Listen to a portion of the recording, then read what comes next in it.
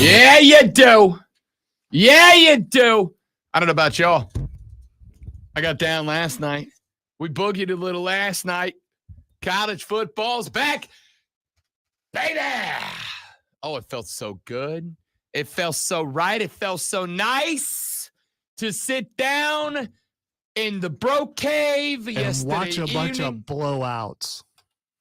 Again, I've in all my years of doing the radio, I've never met anybody who actively dislikes football like Lonzo does. It's frankly incredible for a man who shows up wearing football jerseys 2 days in a row that he shows up wearing football jerseys when he clearly doesn't like anything. I've worn football jerseys the entire week, and here's the other thing: I love good football. What that was there was only one good game last night, really, maybe two. But there was one that the entire nation was watching that was considered a good game. Money, money, money, money, money. Everything else, I mean, people just look at the stats to find out what happened. I mean, except for weirdos who have 10 screens, and there's no way you have that many eyes. Don't need them. Don't need them. I can point my eyes in different directions. I can actually do it quickly. I've been practicing my entire life, and I did it last night because North Carolina, Minnesota was a slapper, eh? The Golden Gophers, PJ Fleck, roll the boat, eh? North Carolina, Mac and the gang go up north and take a win for the ACC against the Big Ten last night. Wait, who'd they beat? Minnesota. The Golden Gophers. That powerhouse of Minnesota. Again. That team that's always near the top every single year, and you don't know if they're going to win the Big Ten or not. I hope. Now, the good games start tomorrow. This was like a bad appetizer that was way too small. There's a couple of the bites taste kind of good. The rest of them is just like, okay, why is there so much grizzle on my plate? Now, tomorrow, we actually get real football for the first time this season. Yeah, if you watched football last night, you're dumb and stupid. That's what you are. No, if you got excited about that mess that was on last night. You're dumb and stupid if you liked football yesterday. Only smart people are watching tomorrow. You're the one who always talks about, bunch of dummies. Intelligence. I would never bring intelligence in this because I'm always the dumb one, supposedly. So no. Bunch of dummies enjoying football last night. The audacity you have to sit up last night and watch football and enjoy it. We're just talking about you. I mean, because you're probably the only one who watched that much football. No, I'm not. You and your five. My social media feed was a chock-a-block full. All five of them. Of dudes and dudettes last night. So this is once again that thing where if Zoe says this is what I think, that means everybody thinks that he is, of course, a man of the people. Well, you just said that I said everyone was dumb, and now you're saying that I say other things when you should not speak for me. Because if you were in my mind, you how's that feel? Yeah, well. So what you're saying is? I have never spoken for you. So what you're saying is? Because I know my place. So dramatic out of the gate. Welcome in, ladies and gentlemen. The Rob Brown Show is on your radio. It is the Fan Upstate. To the chagrin, shock, disappointment, I don't know, of the great one. Yeah, we are going to dive into what happened last night. Lies. Those are not lies. I cannot wait to talk about football. The one game that anyone paid attention to. Hopefully we're going to get a breakdown of that game. Look, it's on TV right now. Look, they're talking about it right now. We are, because I'm going to tell you flat out, last night, Deion Sanders almost Mario Cristobal himself into an L. I want you to know I had a very 180 of emotion yesterday because as I spent the entire day saying yesterday, I'm pulling for Deion Sanders to be good because college football is better when there are personalities in it. I want that cult of personality involved. It's just more fun. Whether you love them or you hate them, it's fun to have a personality to root for or against. And I was pulling for Deion, and then with about $1:35 left to play in the game, Deion started doing dumb things, and I found myself suddenly a gigantic North Dakota State University fan pulling for the upset. Because you've proven in the last 5 minutes you don't like dumb things. So yeah, throwing the ball. out of a 5-wide shotgun with 1:30 and a lead to stat pad your son's numbers. All right, it was pretty dumb. But it wasn't dumb. It was stupid. At the same time, if you watched how accurate he had been the entire game and how amazing the quarterback play was, maybe he just had more confidence that he was going to be able to do what he had been doing the entire game. It turns out. What was he like, 6 for 6, 7 for 7, something like that when the game first started, and he was throwing darts. He's really good. I know he's going up against a lower level team, but Sanders better than what I thought. Great one if you put the Chiefs out there in the exact same situation and they were turning Mahomes loose, not just throwing the ball, but throwing deep shots down the football field, you would lose your mind. And so would I on your behalf. I don't care if it's Patrick Dan Mahomes himself. Run the ball, run the clock. Here's the thing. They got to a point where they didn't need first downs. All you got to do is keep the clock running and you win the game. And he's still throwing Hail Marys. What are we doing, Prime? All right. The real story here is how porous the defense is for Colorado.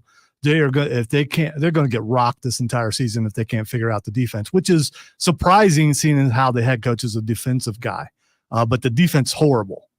I mean, is North Dakota State that good on offense? Yeah, pretty good. Are they? Yeah, pretty good. Because that's my first takeaway from this game was how bad the defense was for Colorado. They're pretty good. Yeah, but there were guys wide open, dude.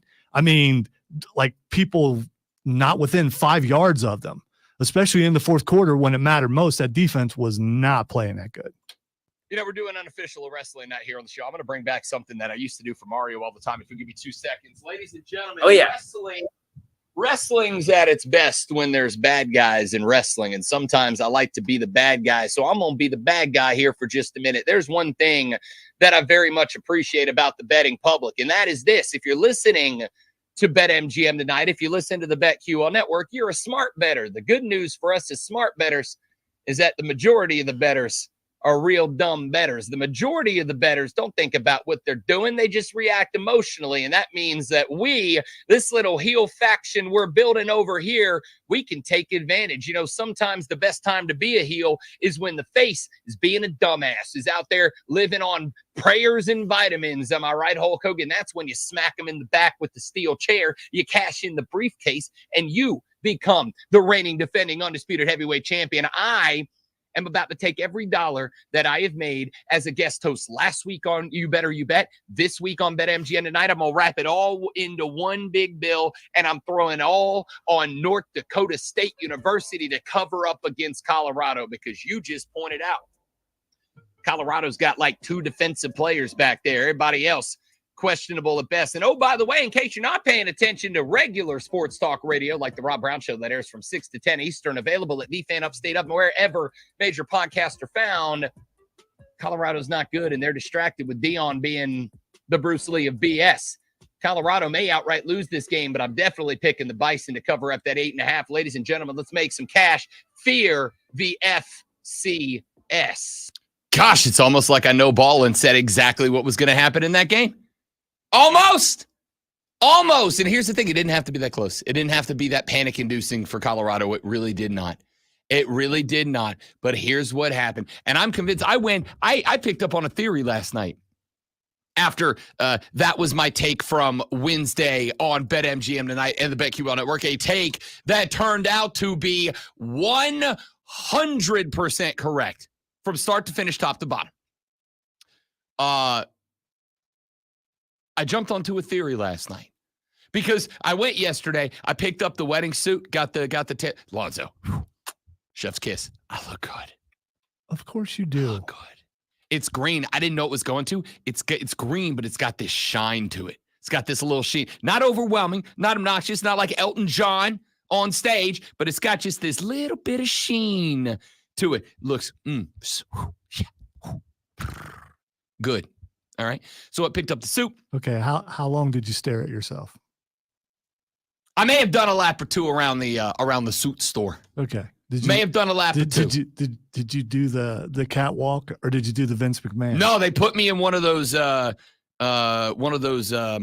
what you call them, like indentations in the wall where it's like mirrors all the way around you and they're angled so you can get the full. Oh, I stared at my own butt for a hot minute. It didn't look saggy in this suit, son. It did. Son. I'm gonna tell you right now. Are you taking up glasswork so you can install one of those at your house? Listen, I might. When I put this suit on for the wedding day, I might have to get somebody to like make a sculpture of me. That's how good it looked. I mean, just hot your mama. All right. So we did that, and then the lady friend and I, because we did that at about 5:30, and then the right by the suit shop, there's a little wine house, little wine bar that we like to go to. And we're like, hey, we got like 2 hours till kickoff. All right, let's go grab a couple of glasses of Chardonnay, maybe a nice little Cabernet Franc. All right, so we went and got some wine, got some charcuterie last night. Got a little charcuterie board because football and charcuterie, like a dream. So we went and we were sitting there, and then I got in the car to drive home and was having a phone call with an old fraternity brother of mine. Wanted to talk a little bit. He had some questions about the wedding. He's invited, and we were having this conversation about it. And he said, "Hey, I saw your segment about Dion." He's like, "Do you think Dion's staying after this year?" And I said, "Yeah, dude, I'm not on board with this whole Dion just took this guy, this job to elevate his boy to the NFL, and then he's gonna bounce." And then last night happens, and now I'm like, yeah, he is.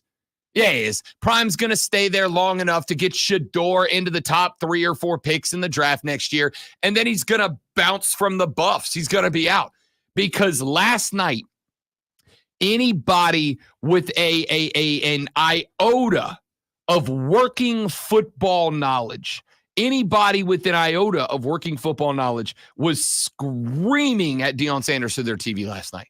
I'm going to tell you right now, about 8, 9, 10, 15 people better be banned from asking Deion Sanders questions after today, because there is no world in which even I, the non-confrontational, pacifist, softy that I am, Except on this show. The non-confrontational pacifist softy that I am, even I would have been in Deion's grill last night. Deion, hi. Rob Brown from the Fan Upstate. Congratulations on opening the season with the win. Quick question about the last drive of your team. The hell were you thinking, bud?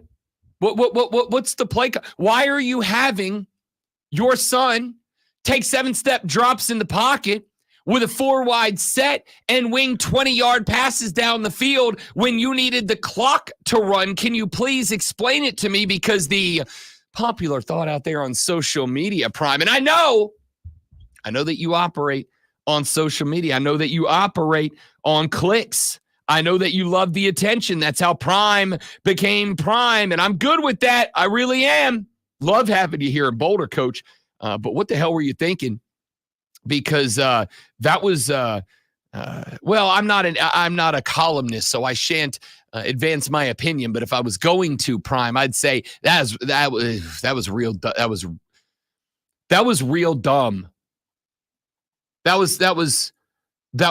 dumb. Prime, why are you not handing off the football and keeping the clock running, especially when you're down inside of, what was it, 57 seconds or whatever, and a run would have basically ended the clock? And by the way, Colorado got real lucky, because there was a clear and obvious targeting that was missed in that game, one that I called in real speed, in real time. I'm like, that's targeting. By the way, there were a lot of missed calls in this game on both sides, so it wasn't just a one-sided thing. It was all over the place. You could tell it was the first game for these referees also. I won't disagree. This one was the single most egregious missed call of the night.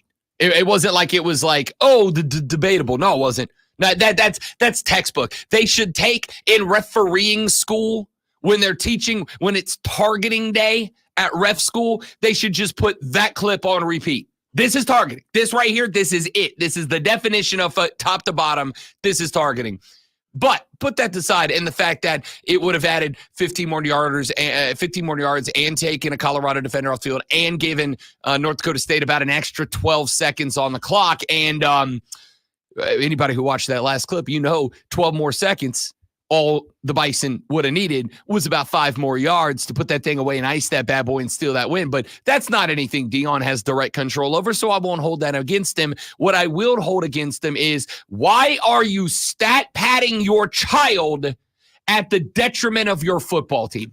Again, and we watched two different things. I can see why you would have that angle, because obviously it would, or all right, it's obvious to a lot of people, and you'll deny it, that you kind of have something against Deion. But I'm sorry, Coach Brian. But Sanders, the one on the field, had a hot hand the entire game, was throwing darts. It was amazing to watch how good he was actually playing at quarterback, and he just had confidence in the guy who was playing really well. Should he have run the ball? Absolutely. But were they able to run the ball the entire game? No. And I realized that North Dakota State wouldn't have been able to stop the clock, so it probably would have been a smart move to just run the ball.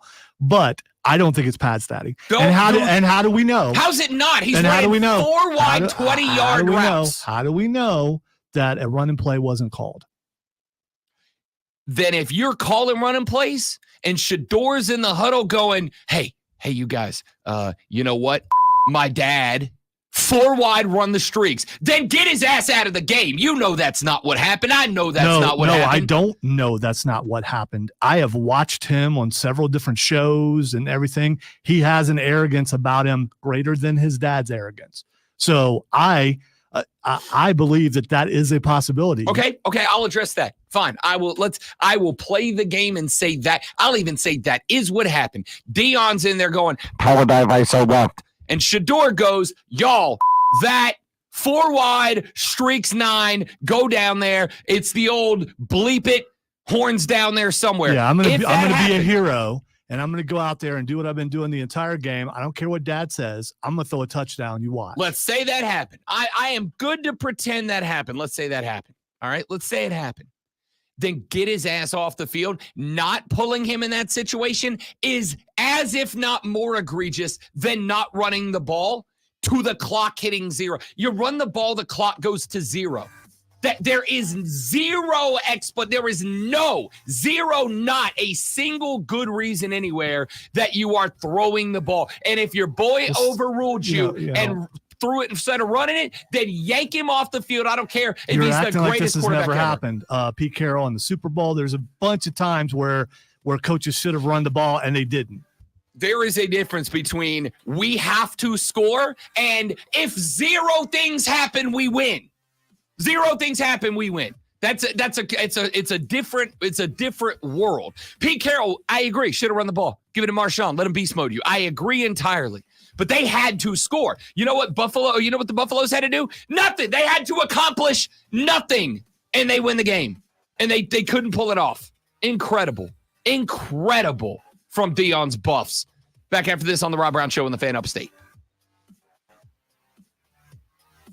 Oh, I gotta go get my little phone call.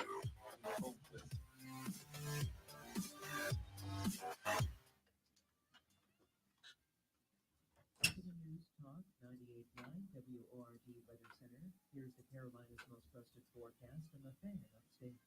For say, a chance for some afternoon showers and storms developing up to 92.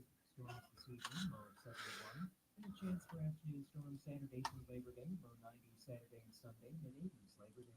I'm meteorologist Michael Kell on the Fan Upstate. Right now it's 73. Have you lost weight in the past but gained it all back and more? Hi, this is Dr. Elliot Hirschhorn with New Life Weight Loss, and we know the secret to losing weight and keeping it off long-term without drugs or surgery. New Life Weight Loss can help you lose 20 to 30 pounds in about a month or 2 and keep it off without prepackaged meals, no exercising, no drugs or surgery. Go to mynewlifeweightloss.com now. Hey, it's Rob Brown. I was a little apprehensive to start with. Did you see the announcement of the Vince McMahon documentary? I did not. For Netflix. That could be interesting.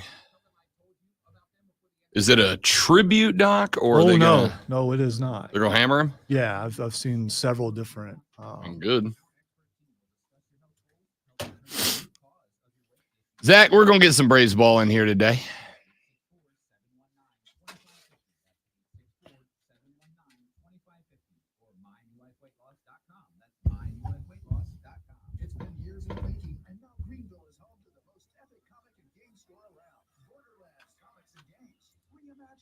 It's a 6-part miniseries Okay. that, according to the article, will fully chronicle his rise and fall in the wrestling business.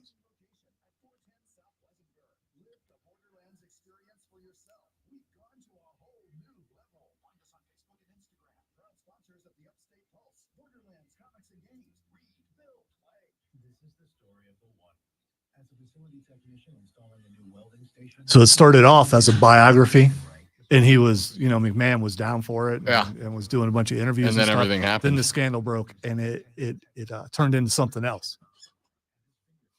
Imagine that you're a biographer, and then all that stuff breaks while you're in there. You got some decisions to make because you can't put out that positive piece anymore.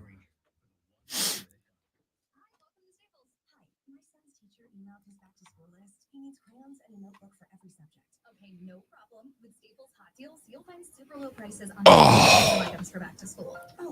Now they're saying folders and glue. And markers, of course. Oh, geez. Might I suggest 2 cards? It's out on September 25th, by the way. So I'll let you know how far along they were before everything happened. And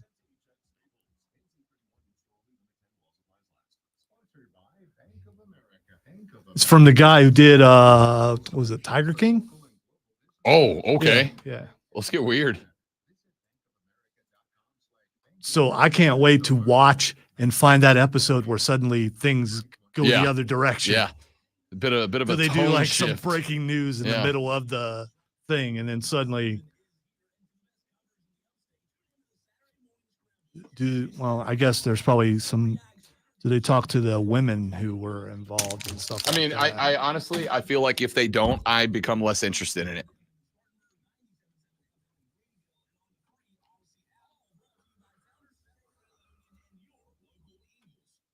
What the heck was that?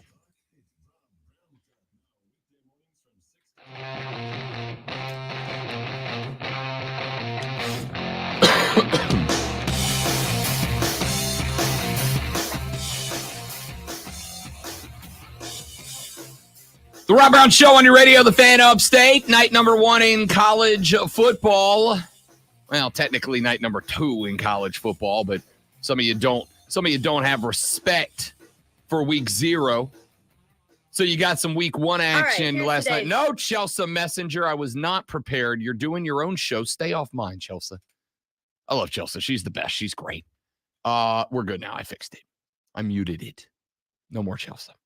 So, are you sure? 1,000% for sure. I know what I did wrong there. I unmuted it so that I could play me, but then I left the BetQL feed up on accident. Chelsea took over the show there for a second. You're playing more of you? No, I'm done playing me. I got what I needed to play, right. Which was me on Wednesday correctly and accurately predicting every damn thing that was going to happen yesterday evening in that game. Except for the final thing where they should have run the ball. You didn't predict that. Correct, because I couldn't imagine a world where if you told me that scenario was going to happen, I would have said, yeah, Deion's going 4-wide shotgun here.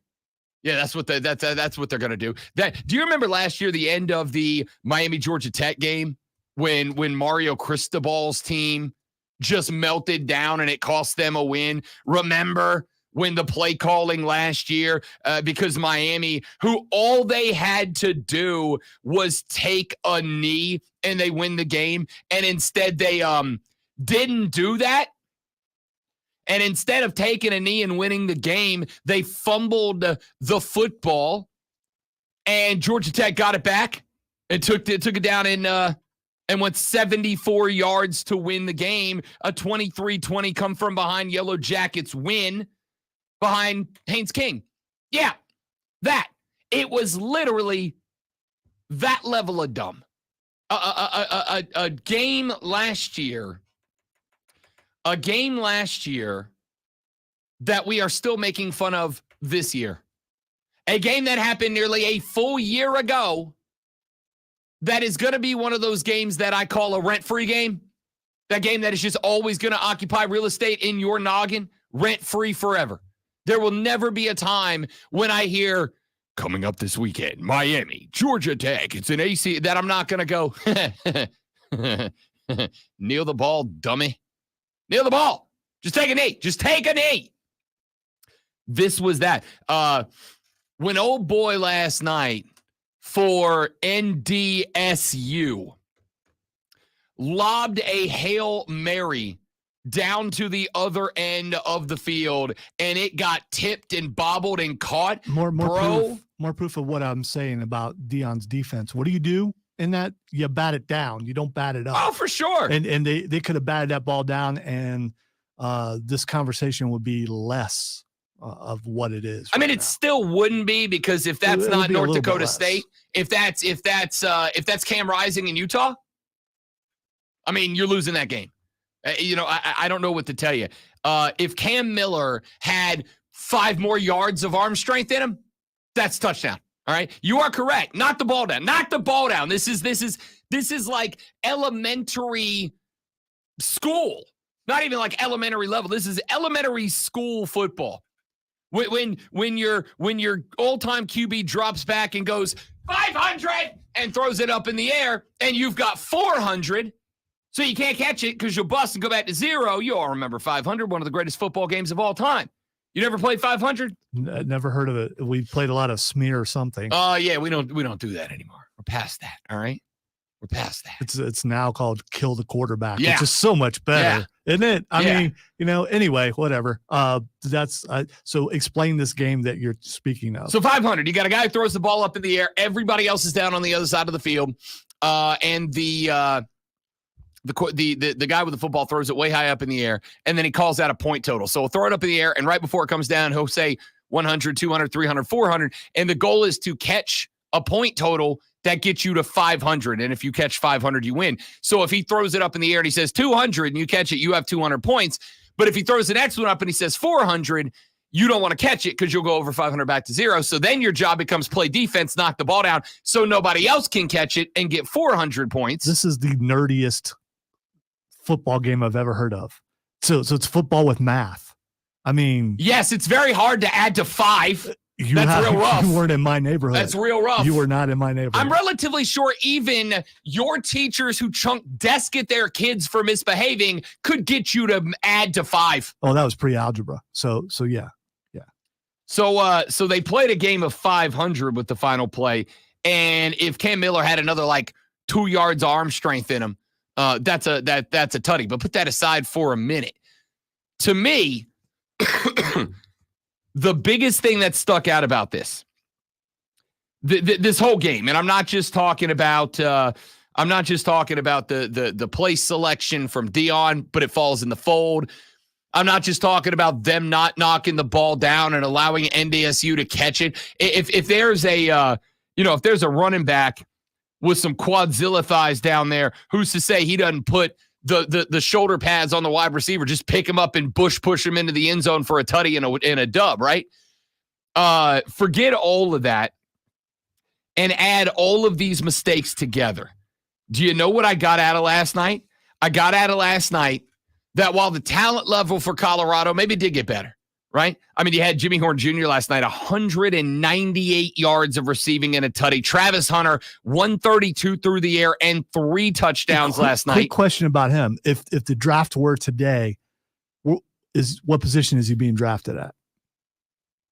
Honestly, probably wide receiver.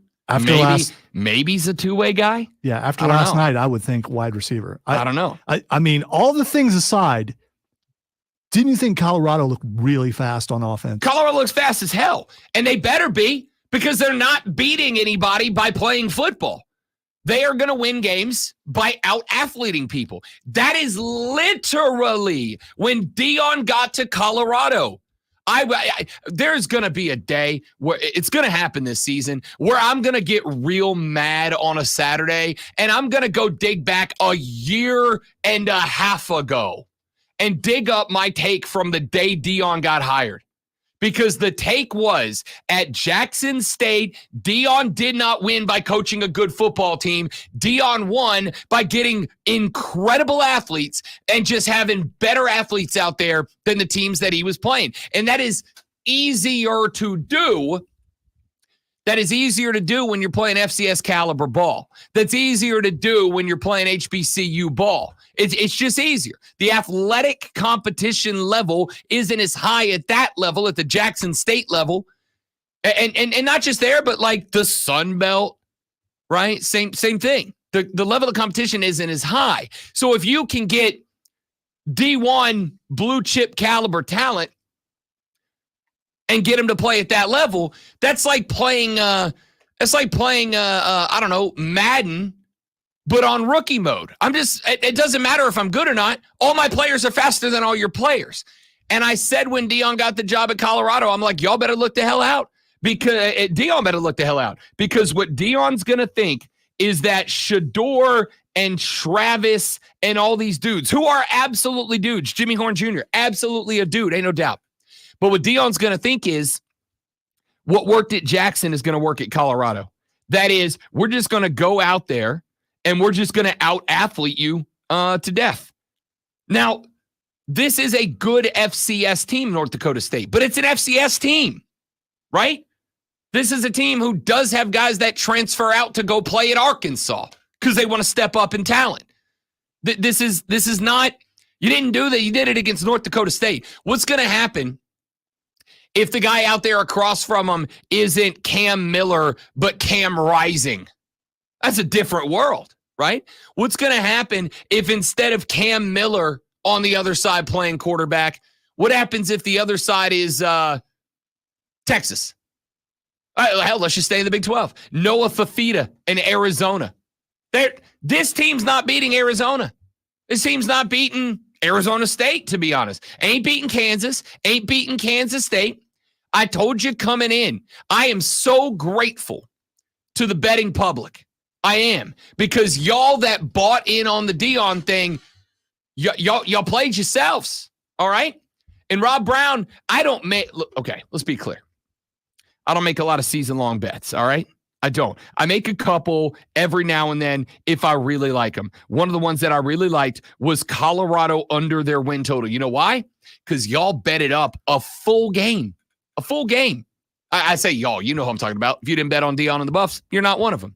But just like last night, I said yesterday about that game, there is no reason Colorado should be favored by 10.5 points. They should be favored by probably closer to 6.5 points. They win by 5. I was spot on with it. The reason they were 10.5 is because of how many people out there have fallen for the shtick. Again, Prime is able, and so that we're clear, let me say one more thing real quick. Nick Saban's kind of the same way at Alabama. Nick Saban wasn't a great X's and O's tactician on game day. Nick Saban, though, did something Deion doesn't, and this is the biggest criticism. This is going to be the biggest problem. Nick Saban's team was the most disciplined team you were going to play all year. Nick Saban's team didn't make mental mistakes. And when they did, Nick crawled inside of the shoulder pads to berate him. That's how Nick Saban beat you, by beating you at the line of scrimmage, by having your game plan better down than you do, and by having a disciplined team that made very few, if any, mistakes. Deion's the other way around. Deion thinks we're just going to out-athlete everybody. Man, you can out-athlete North Dakota State. You're not out-athleting Arizona, Kansas State, Oklahoma State. I've already told you. I'm going under on the win total. They got one. Ready for the hot take? I'll give it to you now. It's Friday. We still got week 1 to put in the books. Lonzo, next week, Colorado goes to play Matt Rule in Nebraska. Nebraska's winning that football game. Not winning that game. They're winning that game by 2 scores. Book it. Write it down now. Hold it against me. What kind of ball? I haven't seen Matt Rule play in college. Is he a run-first kind of guy? Yeah, he was at Temple and he was at Baylor. And the answer is he's a do whatever it takes to beat you. Baylor? I mean, come on. Well, that's true. Lonzo hates football. I forgot about that. You stop with that. That's I'm going to talk to HR. I thought you were the manager. I am at this point, but I talk to myself already. It doesn't work. I was going to say you. Nebraska's going to beat Colorado next week because they're going to hold on to the football and keep the 2 best players off the field and just run them to death because it's an undisciplined ball club. That would be the way. That's why I was asking if they run the ball a lot. And he didn't do that in Carolina, so why would he do that in college? Because at Nebraska, Carolina can't be OOU at Carolina. You can be OOU at Nebraska. The Nebraska OOU Huskers. Look out for them. All right. We'll get away from Dion and the bus when we come back. Look at some more week 1 matchups on the Rob Brown Show in the Fan Upstate.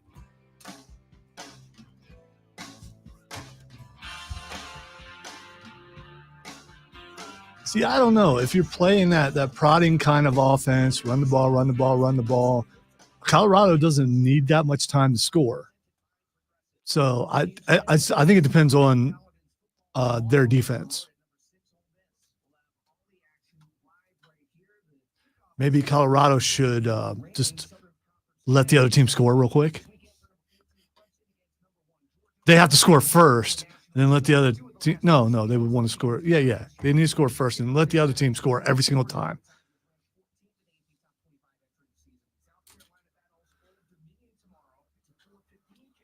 Do they battle? I mean, I hope they don't battle them. Yeah, I was on a Battle would imply that, it's equal competition. And how was it? You were on South Carolina? Oh, no, I was going to say, I told him last night, I'm like, if South Carolina doesn't dominate Old Dominion, I'm going to be very concerned. So my takeaway from college football so far is the old adage that unless I'm wrong with it, that defenses are better at first and offensive catches up. It seems like the offenses are all better right now, and defenses are trying to catch up. I mean, the 2 games that I've watched in their entirety, well, I think this one and the Florida State game, there was really bad defense. I think with both of those schools, first off, I think you've got to give credit to Georgia Tech's offense. Georgia Tech's offensive line, I told you they're going to be ballers. I think people are still, here we are a week later, and people are still refusing to accept that Georgia Tech, it wasn't Florida. I mean, Florida State did not look as good as I expected them to. But to give zero credit to Georgia Tech after what they did, they mauled Florida State. It's got as much to do with Georgia Tech being good on the line as Florida State being bad on it. Sample size, obviously, really small. I mean, 5 games in, we're going to find out if either Florida State or Colorado have a defense. Florida State, more than likely, their defense will catch up. Colorado, I don't know if they can. I agree. And also, there's a size problem in Colorado still. I agree. Yeah. So, because Prime ran out all of their Big 12 players when he showed up and said, I'm bringing my own luggage with me. But there again, it's entirely new Big 12. So I don't know what everybody else looks like. You've talked about a couple of the stronger ones. What's Cincinnati look like? I don't know what they look like. I mean, there's some other teams. If they've all went that way and decided to go fast and not worry about, the big guys, then maybe it's a little more even than we think. Were there any other Big 12 games last night? No. Yeah, so.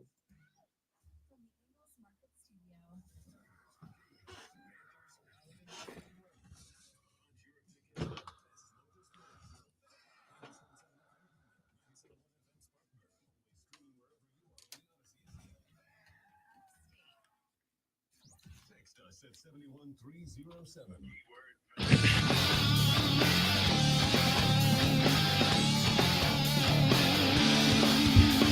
Jacob said, Rob, you just dug up a very buried memory talking about 500 LOL. I sucked at that game. Yeah, I mean, it was a game you either did or you didn't. It is so weird. I mean, I'm getting ready to turn 56, and the fact that I've never heard of this game. I don't know how you didn't. It was. Maybe maybe it's regional. I mean, it could be just a southern thing. I don't know. Florida is still in the South. This was regionally, it's still in the South. This was more along the lines of, if you give 12 dudes a football, they're always going to come up with a game that is like half football talent and half beat the crap out of each other. I like 500 just seems like a game I played everywhere I ever was as a kid. 71307 text line. Start your text with FAN, FAN 71307. How many of y'all played 500 growing up? How many out there played the game 500 growing up? You know, you got one guy throws the ball way in the air, calls out a point total. The goal of the receivers is to catch exactly 500 points. If you catch over 500, you buzz. And then there were the things you didn't have to yell points, like you could yell jackpot. And whoever caught that ball auto wins. Doesn't matter how many points you have. The jackpot auto wins. Wow, that sounds like a way to get your boy to win. No, that is more along the lines of, I've been throwing this football for 10 minutes and I want to play the game. So here, somebody else take over. You could throw up a bankrupt, which I never really understood. Like, don't you just automatically knock that down? But, you know, you could throw up a bankrupt. You could throw up, I don't remember all of them because I probably haven't played 500 in freaking 35 years at this point. But you could throw up all these other different things, and they meant whatever. 71307. Start your text with Fan FAN. How many of you played 500? That's my question for right now. Let's get to something. I had a very pleasant conversation yesterday. I told you guys yesterday on the show, I don't care how big or how small it is. If you host the podcast, I'll be happy to come on it. All right, to hang out, to talk, whatever you want. All right. You run a pod. I don't care how big or small it is. Email me, rob.brown@thefanupstate.com. I'll come on if you want me. I enjoy it. You're just talking sports though, right? I mean, nope. So Anything. The Flat Earth Society wants to talk to you. I'll do theirs before I do a football podcast. All right. You bunch of dork ass losers. Read a magazine. I'll do yours today. All right. So the gentleman of the Welcome Home podcast, which is a South Carolina pod run by a couple of fellas over in Columbia and a couple of folks here in the upstate. They heard that. They invited me on. I was like, yeah, for sure. Let's do this thing. So I went on last night to talk a little South Carolina Gamecock football with them. And we were talking about, obviously, their matchup coming up tomorrow against the Monarchs of Old Dominion University, which, by the way, what a great name. Old Dominion. You have entered the territory of the Old Dominion. Like, I like it. So the Monarchs coming to town tomorrow. ODU and the Gamecocks getting it on at Willie B. And they said, Rob, what's your take on this game? And I said, I got to tell you, the more I've thought about it, the more if South Carolina does not cover. I'm not talking about cover. I'm talking about cover this game, this spread. The more uncomfortable I am going to be about the rest of the year. And here's why. Because we had a conversation about some other stuff. I told them that there was something interesting that happened yesterday. And I don't think it's a bad thing, so I'm just going to say it, and I hope she understands and forgives. We're going to have the new South Carolina beat writer for the Greenville News, who is going to join us on the show to talk Gamecock football starting next Thursday. She was supposed to join us yesterday to start our weekly spot to talk Gamecock football. But she called me after the show yesterday, and she said, hey, Rob, do you mind if we start next Thursday? And I said, no, not at all. Is everything okay? Is everything good? Like, can I help with anything? And she said, no. She said, everything's great. She said, I'm down here. I'm at practice. I'm covering the team, whatever. She goes, I don't really have anything to tell you about. I don't have anything to talk about. And I'm like, well, they play on Saturday. She's like, yeah, I mean, she's like, if you want to talk hypotheticals, like game setup or whatever, I'm good with that. She goes, but I can't really provide you any insight beyond what everybody else has. And I said, okay, what are you saying? And she goes, we haven't been able to really see practices. There's been no open practices. And for the record, South Carolina's not the only ones doing that. Clemson's the same way. John Blau came on last Monday, and I said, oh, what are you seeing from Clemson lining it up for Georgia? And John said, bro, I've been able to watch like 15 minutes total of practice this offseason. I just want to say, I don't think John's ever said bro in his life, but that's just a guess. Well, I gotta spice it up. Speaking of guessing, that's the thing. I mean, I don't know whether to be excited or what, because we don't know anything. And it's kind of cool though, Is it because on one hand, are they just hiding it so we don't know? On the other hand, are they hiding it because they're going to unleash it? So here's what I said. I'm glad you went that direction. Here's what I said. I said, let me tell you this. First off, the new beat reporter, who will she's going to join us next Thursday on the show. Lulu Kesson is the beat writer who covers the Gamecocks of South Carolina on the ground in Columbia for the Greenville News. She's going to start joining us every Thursday at 8 a.m. starting next week. She said, "Look, I'm at the facility. I'm there every time that they say there's press availability. I'm there." And she goes, "But here's the thing: I'm not getting any different than you're seeing on YouTube. I'm not getting anything different than you are seeing on the press conferences put them on the website. There's no special local media time.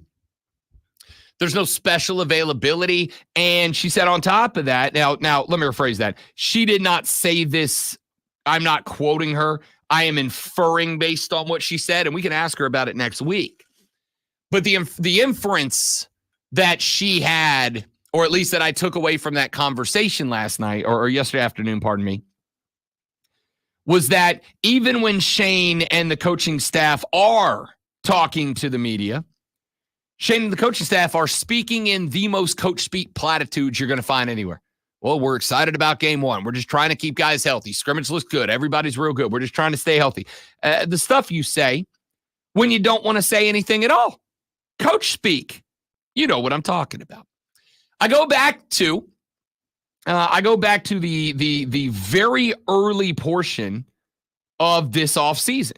You all will remember that we had the head coach of the South Carolina Gamecocks, Shane Beamer, on this very program, which was what, Lonzo, 6 months ago? 5 months ago? Was it last year? When was that? It was 2 years ago. That we had Shane on? Mm-hmm. Has it been that long? Mm-hmm. No, it wasn't. Mm-hmm. Was it that long? Mm-hmm. Oh, okay. Well, either way, in my discussions, memory and time are the first things to go. Dude, I'm struggling. Somebody pointed out that when we roll up to March, which is 6 months away, 6.5 months away, it will have been 5 years since COVID. Half a decade since one of the most monumental periods of time in all of our lives. 5 years in a half a year. It's wild. Anyway, the point is, and we finally get all those COVID players out of here. Maybe, I don't know. Maybe. This is like their last season, I think. The point is, in the conversations that I have had with sports information directors over there at South Carolina and other media members, etc., South Carolina has been very tight-lipped this offseason, right? I know Cole and Diesel had Shano on a couple of weeks ago. They've been very tight-lipped about this program during the offseason. Even and I say this because Cole did a wonderful interview with Shane Beamer. But if I listened to that interview, it's a lot of coach speak, right? You can ask him about direct players. Hey, tell me about Lenore Sellers and his growth. Oh, he's growing. He looks good. There's not really any in-depth conversation going on. And I had the exact same thought that Lonzo did. The exact same thought Lonzo did. Are they, A, terrified that they've had no progression this offseason and that the team's going to be the same or worse than it was last year, and they are just trying to stay the hell out of the limelight and not draw attention to it, A, or B, are they going to come out and be an entirely new team? Are they going to come out and be an entirely different football team, and we're all going to go, whoa, they got good. Where'd that come from? It feels like, and I will acknowledge that this is entirely subjective. This is entirely emotional. But it feels to me like they're being tight-lipped on purpose, right? Because one of the guys on the pod last night said, Rob, think about this. When is the last time, remember last offseason and the offseason before that, Shane's first and second off seasons, remember you followed the South Carolina football account on Twitter and they were posting funny sunglass dancing videos and skits from The Office that they recreated, and Shane was all over their social media doing these fun things and surprising the team, and they were doing all the TikTok video dances and all that. You see any of that this offseason? I have not. Mm-hmm. You have not. Nobody has. There hasn't really been a whole lot about that. They haven't really been doing that this offseason. You don't think the Kentucky coach got to him, do you? I told you. I think that there is one of two things happened. Either A, South Carolina is not good. They just didn't get good. And not good, better. They didn't get better. Either one, South Carolina did not get better, and they are trying to stay out of the limelight, right? This is why every time that a celebrity gets in trouble for something, right? Tax evasion, DUI, whatever. Anytime a celebrity gets in trouble for anything, what is emergency response step number one? Scrub the internet. Take down the social media, delete your account, get off the internet where the attention is the most forward.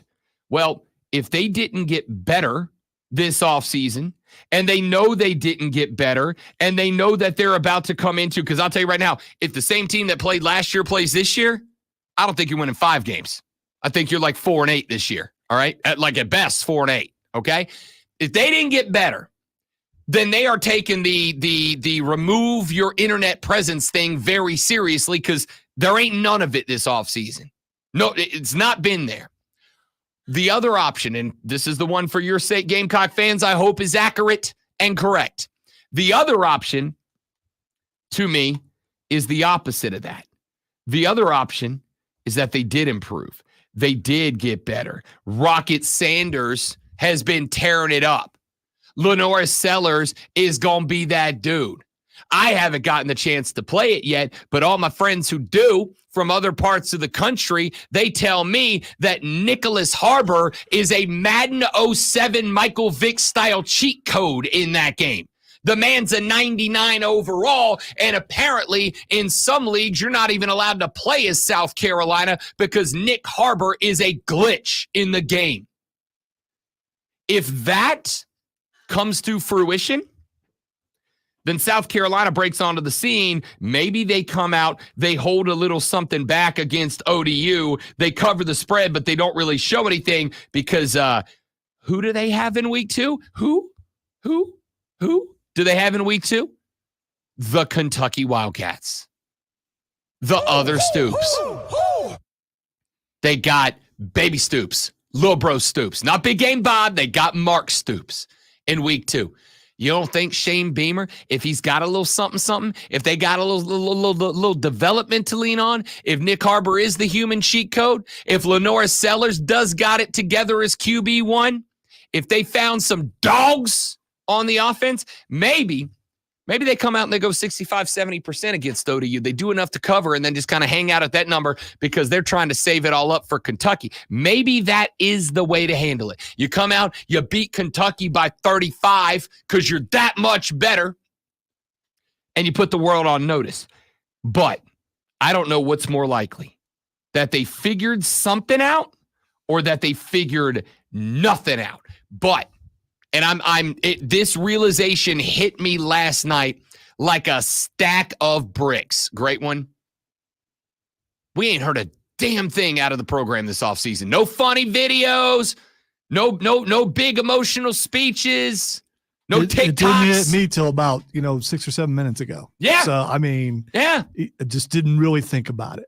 I wish I was a smart enough fella that I would have said this like 2 weeks ago, but I'm doing the pod last night and we were talking about it, and I got like halfway through a thought because I was going to say a line about I said, I said, I don't know about you guys, but that week 2 matchup feels big.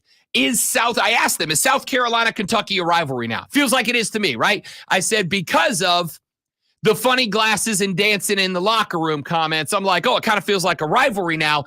And then as I'm saying that, I went, I haven't seen funny dances or sunglasses this offseason at all. I haven't seen office skits. I haven't seen TikTok videos. I haven't seen any of that this offseason. What is happening? Why? What changed? And there's only one of a couple of things. Either the AD went to Shane and said, do not do any of that crap, focus on football, which I don't think is the case. I think Shane's still there because of the culture building and they assume talent and wins will follow, or because they're trying to hide something. But are they trying to hide that there's been a ton of progress and growth and development? Or are they trying to hide that there's been no progress, growth, and development? Guys, we're going to find out tomorrow when the Gamecocks and the Monarchs tee it up in Willie B. Now we're going to find out if Lonzo's on his A game with this sports flash.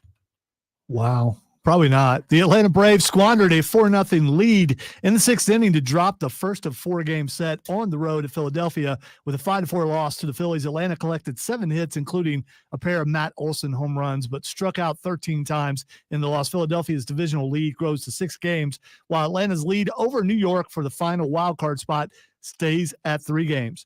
Coach Prime's Colorado Buffaloes survived a scare from FCS North Dakota State last night, securing a 31-26 win despite a final drive that saw the Bisons inside of the 10-yard line when the clock hit 0. Shedeur Sanders went 26 for 34 for 445 yards and 4 touchdowns.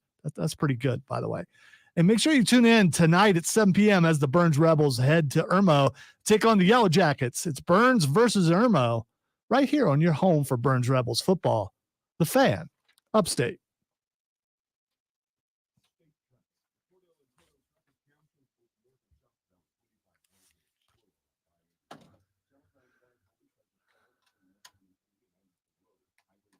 Didn't know that would be a slight stumbling block. Anytime I say North now, which most people probably do when you're talking about a team or a state, you're thinking North Carolina, not North Dakota. Wow.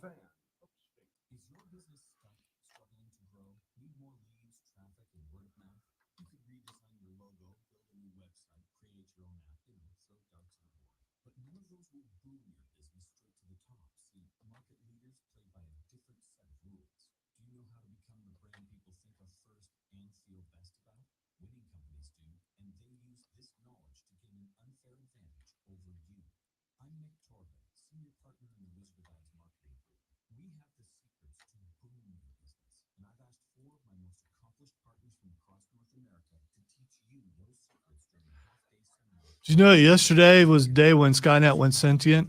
What? Skynet went sentient? Yes. How did that happen? Well, that was the date. 2024. Yeah. So, what if that really happened yesterday? I mean, I looked around, I didn't see it. So. Well, I mean, maybe it's not going to be an instantaneous takeover. I mean, that would be the dumb thing for Skynet to do. Yeah, I mean, and then it happens, and then they warned us, and we're not ready. Tell you why I hate sports media on the internet. The headline was Carolina Panthers sign released quarterback. And I'm like, who? And I went and looked. They signed Jack Plummer back to the practice squad. Don't put sign released quarterback. Yeah, but just put the headline. Jack Plummer signed to Carolina practice squad. It is literally correct, though. It is literally correct. Yeah. It is clickbait. Because they didn't put a picture or anything with it. They just said sign release quarterback. I know you got to get clicks, but dadgummit, I hate that so much. Hey, we're even told be creative with headlines and things like that, because that's the name of the game right now. You just got. That's what it was. That bothers you when you get got. I gave him a click. Have you watched any of that yet? The Sylvester Stallone? No, it's in my library. I shouldn't say it's on my catalog of things to watch, but I don't have Paramount Plus. I did watch the first episode of Rings of Power yesterday. And? Oh, I love it, but I like the first season. There's someone in the midst of my circle who absolutely hates everything about it because it's not accurate to Tolkien and all this stuff. Does he sit in no, this chair during it's the day? Odie. Really? Yes.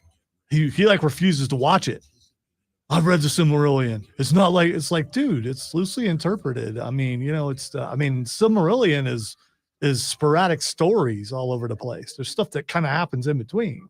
The whole thing's leading to the final battle, which we've already seen when Isildur chops off Sauron's finger. I think the effects are good, and I'm enjoying the story so far. And there's a couple characters in there that you really like. But Elrond, I kept thinking that actor reminds me of someone, and it's driving me crazy for 2 years. It's Matthew without his glasses. No, just look up a picture of Elrond, and it's him.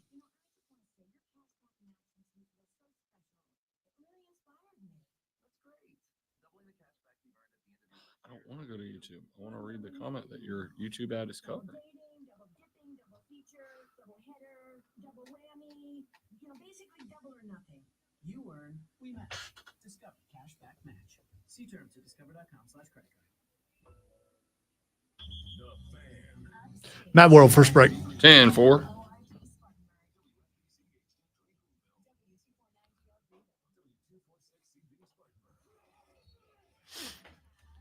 It's a very reserved dress, even though it's above the knee. It's still, I mean, for That's her style. That's her aesthetic. yeah, it's She's just, I always mean, like that. it stands out because it doesn't Yeah.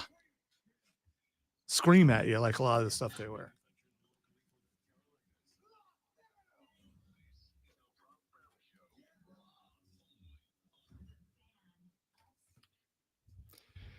Here we go. Hour number 2 of the Rob Brown Show starts now. Welcome back, ladies and gentlemen. This is the Fan Upstate. Welcome in. Great to have you. Rob Brown and the great one, Lonzo, with you on a lovely, lovely Friday morning.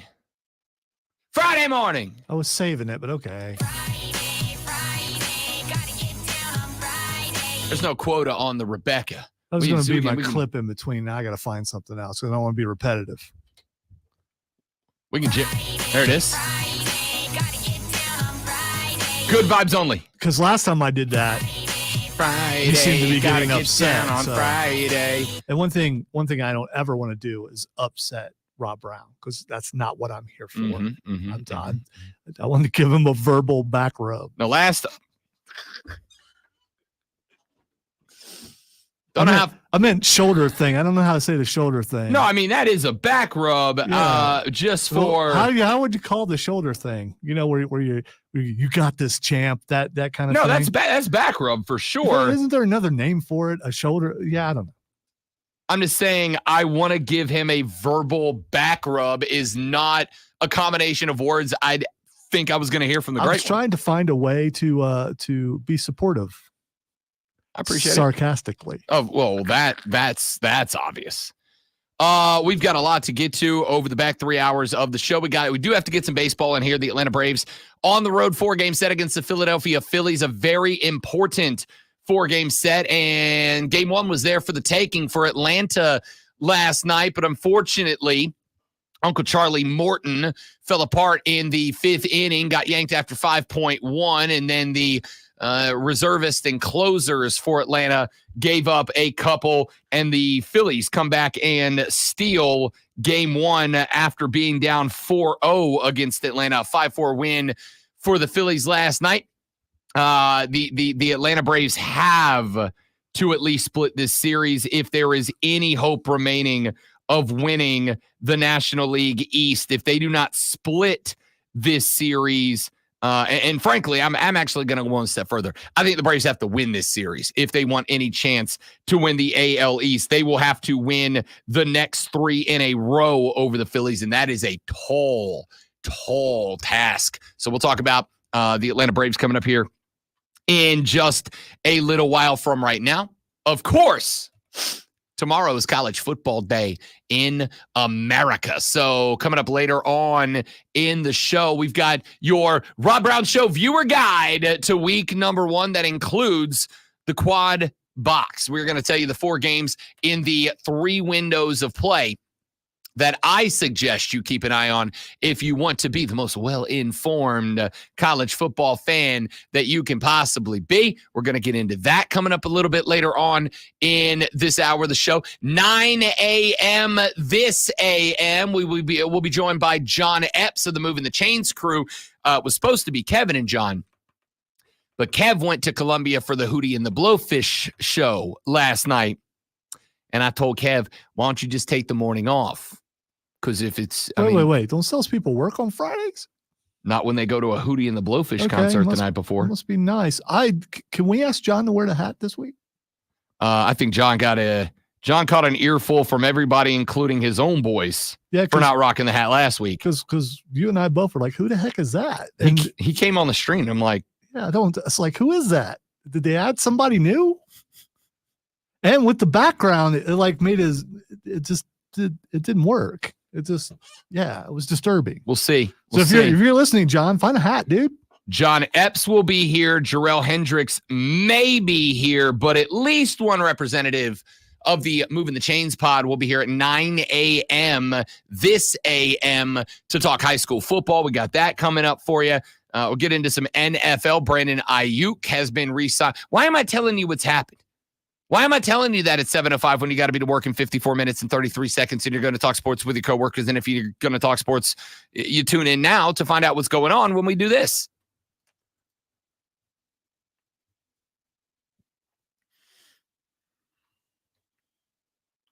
Because we're diving headfirst into the 3 top stories that will have your coworkers saying, Oh no, don't start. take their first bathroom break. No. Here we go. Welcome to the Water Cooler Cheat Sheet on the Fan Upstate. Water Cooler Cheat Sheet, top 3 sports stories that you need to know before you get to the office and start talking sports on this Friday. Gotta get down on Friday. If you need to know what's going on before you do, that's why we're here, and you are, of course, welcome in advance. Let's dive headfirst in with item number 1. Talked about this one a little bit already. Might as well put it to bed early. 5-4, the Phillies take the first of a 4-game set over the Atlanta Braves last night. The Bravos entered the bottom of the 6th up 4-0 against Philly, who, of course, is leading the NL East as it stands right now. But the wheels came off at that point. Charlie Morton made it 5.2 innings, but got to 2 outs in the bottom of the 5th. And it was top of the 6th. And it was just bad after that. 5 hits, did give up 3 runs. Cade 7 allowed 1 dinger before he gave way to Aaron Bummer. Bummer would allow 1 hit and an earned run. He would give way to Grant Holmes, who had finished the back 1 inning and 2 outs. He gave up 2 hits, but did give up 1 more run. That was the deciding run between the Phillies and the Bravos last night. Atlanta collected 7 scattered hits. 2 of them were Matty Ice Baby Olson home runs last night, including a 450-foot bomb last night over the batter's eye wall against the back of Citizens Bank. Unfortunately, there were dingers elsewhere, including one from Brandon Marsh, a 3-run shot in the bottom of the 6th.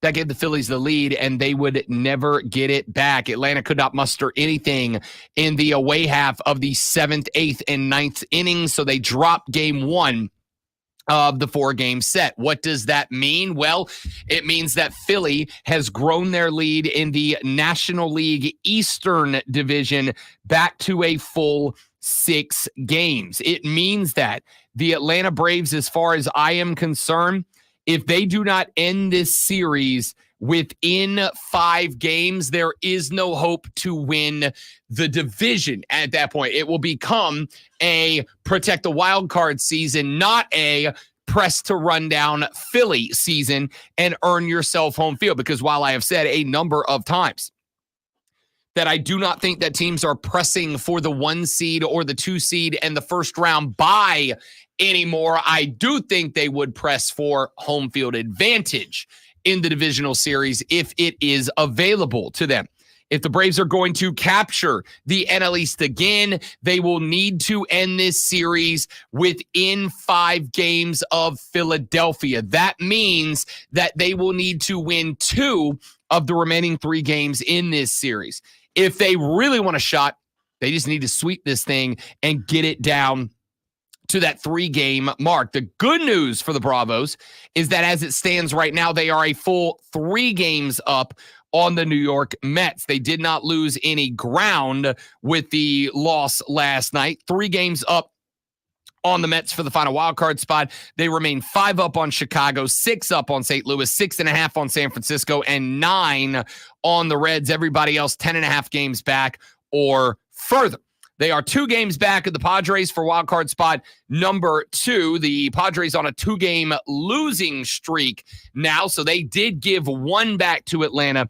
The Diamondbacks got back on a losing streak as they dropped 1 last night, so they stay 3 games up of the Braves. That is where the divisional race and wild card races stand after the loss last night. The Bravos will get back in action tonight when they take on the Phillies in game number 2 of this series. First pitch is at 6:40 this evening. Let's go to item number 2.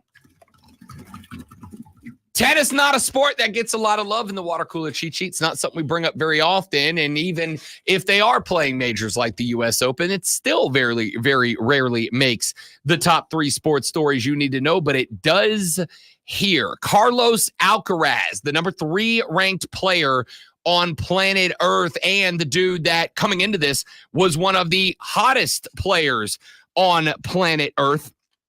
A guy who just won the French Open, a guy that's got a Wimbledon shield in the back pocket, a guy that won the silver medal in the Paris Olympics. And the only reason he didn't win gold is because he ran into the buzzsaw that was Novak Djokovic trying to get his first gold medal. And he did. But Alcaraz, of course, ended up winning the silver medal. Last night, Carlos Alcaraz got upset by the number 74 ranked player on planet Earth, Botic van de Zandschulp. I think I nailed it. I don't know for sure. Should be a little more, a little more. Botic van de Zandschulp. There we go. I think I nailed it, but I don't know More, for sure. more like Lily von Stoop. I'm tired. Anyway. Straight set 6-1-7-5-6-4 to the 74th ranked player in the world. After the match, Alcaraz said that he just could not get his head right, said that he was not thinking. He was playing not just against Van de Zandschulp, but against his own head, his own mentality as well. Alcaraz was the pre-tournament men's favorite. The odds last night, if you're into that, the other dude, the other guy, was like 200-1 to upset Carlos Alcaraz. That's a big upset. He is bounced from the men's side of the U.S. Open up in Flushing Meadows and is done with his time in this tournament. Shocking upset last night in the U.S. Open. Let us go to item number 3. Ending what has been a months-long roller coaster ride for the biggest remaining wide receiver out there, not on the market in terms of being a free agent, but on the market as a team that a lot of people thought was going to be traded away. He will not. Brandon Ayuk will remain a San Francisco 49ers. The Niners and Ayuk agreeing to a 4-year deal last night worth $120 million, 76 of it guaranteed. He will make 47 of that contract before April 1st of next year. Ayuk is now tied with Tyreek Hill as the 5th highest paid wide receiver in the NFL with an annual average value of $30 million per season. He is also now the 2nd highest paid member of the San Francisco 49ers, just ahead of former South Carolina Gamecock Deebo Samuel, and 2 spots behind the $34 million man, Nick Bosa. There were thoughts that he was going to end up in New England. He poo-pooed that trade. There were thoughts that he was going to end up in Pittsburgh. That trade never really materialized. The interesting thing about this is not that the extension got done. The interesting thing about this was that despite the fact that I thought Brandon Ayuk played his cards correctly, turns out it was actually the 49ers who played the cards correctly here. Why? Because this deal was the deal that the 49ers put on the table for Brandon Ayuk back in early August. They did not ever change the deal. They put it on the table on August. They said, we're going to leave this right here. If you decide to sign it, it'll be sitting here waiting for you. And if you don't, that's okay. We'll get to football season. Remember, had Ayuk not suited up and played for San Francisco per the collective bargaining agreement, Brandon Ayuk would have started losing game checks. Those game checks dramatically steeper than the fines that Ayuk was accumulating by not practicing. So basically, he thought he was going to be able to strong arm the 49ers into giving him a deal. I assume that he wanted to become the highest paid wide receiver in the National Football League, despite the fact that Brandon Ayuk is very good. He ain't the best wide receiver in the National Football League. He's in the top 5, maybe top 6, but he ain't number 1. He ain't more valuable than Cheetah, for instance. Either way, Brandon Ayuk does ultimately agree to sign the deal that the 49ers put on the table about a half month ago, a little bit more than a half month ago, in order to stay in San Francisco and, not miss game checks. Now what's interesting, Brandon Ayuk is not even suited up during this offseason. Brandon Ayuk has 9 days to get his life together. Actually, I think 10 days, because I think if I recall correctly, they play the Monday night game in week 1. Either way, my man's got about a week and a half to get himself on the page with a group full of guys in that offensive locker room that he's not really hung out with yet this offseason. I find that very interesting because the team won. The team won this. The team won this when I thought they wouldn't. A couple of other wide receivers this offseason, the player won. In this case, I think the team won it. They got the deal that they wanted done.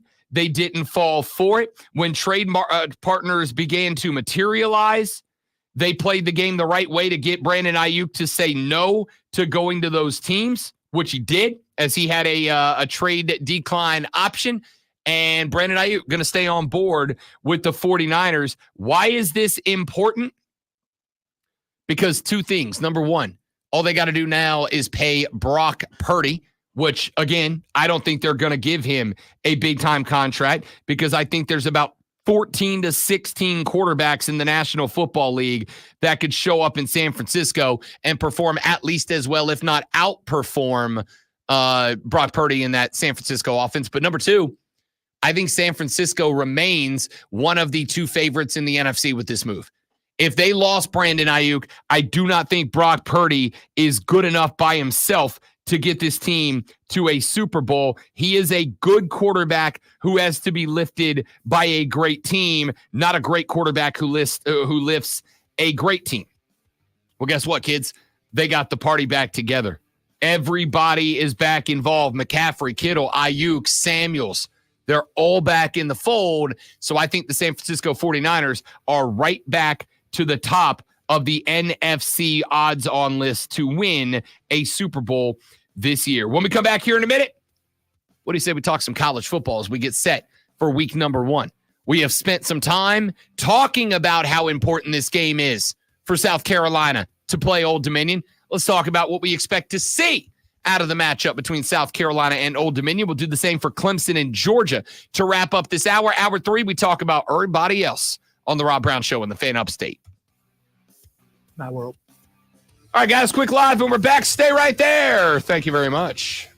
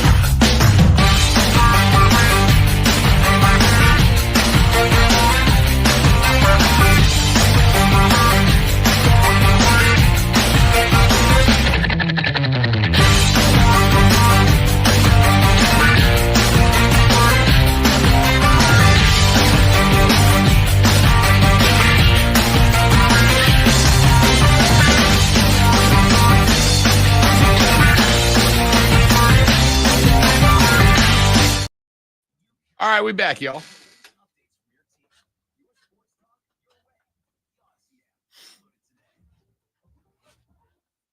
by Progressive Insurance.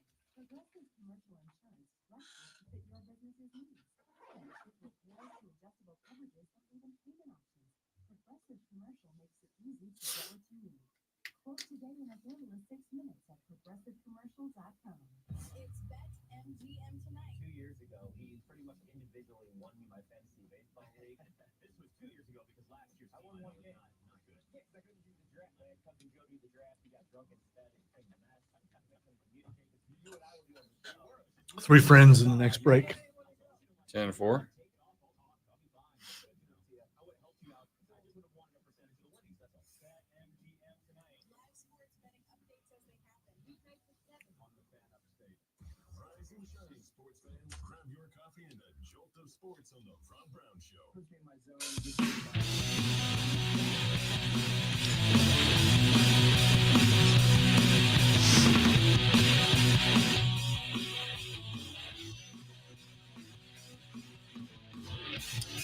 The Rob Brown Show continues. It is the Fan Upstate. Let's get to it, boys and girls. Let's talk a little college football, shall we? The Gamecocks of South Carolina set to welcome in the Old Dominion University Monarchs coming up tomorrow at Willie B. I'm going to start with just my expectation. Lonzo, this team's got to come out and win this game. I'm not talking about have more points than Old Dominion. I'm talking about they have got to take I'm going to say respectfully, plucky Old Dominion team, but an Old Dominion team that was not great last year. 11 of ODU's 13 games last year were decided by one score. 5 of those were losses last year. They were 6-7. They were 5-3 in the Sun Belt last year. Last year important because they do have a number of starters coming back this year. They also have lost a number of spots. One of the spots they're bringing back as starter is quarterback Grant Wilson, who will be at the helm for this offense last year. But there's a big problem. And this is one that I am going to say South Carolina's got to take advantage of. They lost 3 offensive linemen. They're bringing back the left side of their line. Santana Saunders will be at left tackle. Stephon Dubose-Bourne will be at the left guard. However, Old Dominion had the worst offensive line in FBS football last season. They allowed 62 sacks. They averaged 4.8 sacks per game last season, and that's not all stacked up against Power 5 teams. This is an Old Dominion team that lost to Virginia Tech to open the year last year, 17-36. Virginia Tech pulled away late in that game from ODU. I'm going to need South Carolina to open up early in this game. I'm going to need South Carolina to get hot at the point of attack. I'm going to need South Carolina to come out firing across the front 7. I am going to need the defensive line of this team. Pick your player. Eyes on Tonka Hemingway, for instance. I'm going to need them to bash Old Dominion at the point of attack. Offensively, I think what I want to see is every element of the offense involved. I know you want to put it on display, and especially if you can get this game out of hand quickly. I know that you don't want to show too much since you start SEC play in week number 2.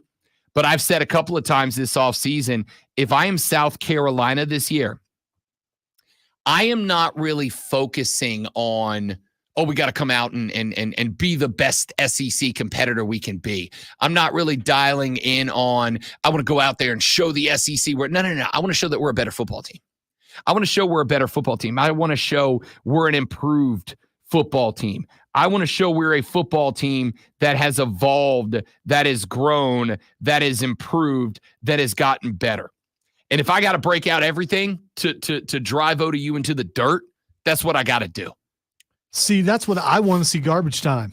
I know it's a weird thing to say, but I want to see garbage time because if garbage time exists, that means they dominated like they should over Old Dominion, and they're able to get some other guys in there. I'd be fine with that.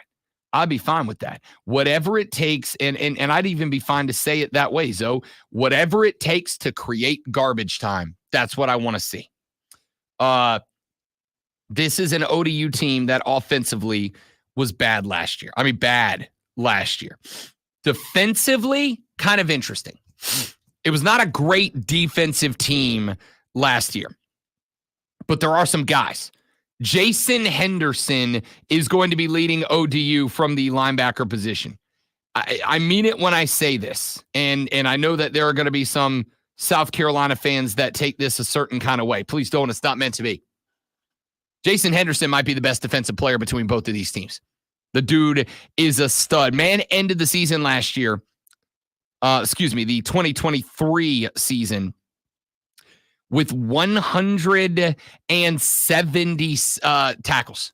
170 tackles. My dude was averaging like 14 tackles a game. He is fast. He is everywhere. He will attack the quarterback, but he's also got an elite ability to change direction. Jason Henderson is a top flight FBS caliber player. He is the caliber of player that could be playing on a good SEC team. You're going to have to keep an eye out for that guy. At defensive tackle, Denzel Lowry is a dude you want to keep an eye on. All Sun Belt honorable mention honors last season, ended up with 3 sacks and 5 tackles for a loss. And in the, 45 minutes or so last night that I spent scrolling around and scouting ODU, this is a cat that I think is an impact player for Old Dominion this year. This is a cat I think is an impact player in this game for Old Dominion. This is the type of cat that I think can have a say on the offensive line. He's one of those guys, or at least the impression I've gotten from, again, a couple of hours of scouting this team over the last couple of days.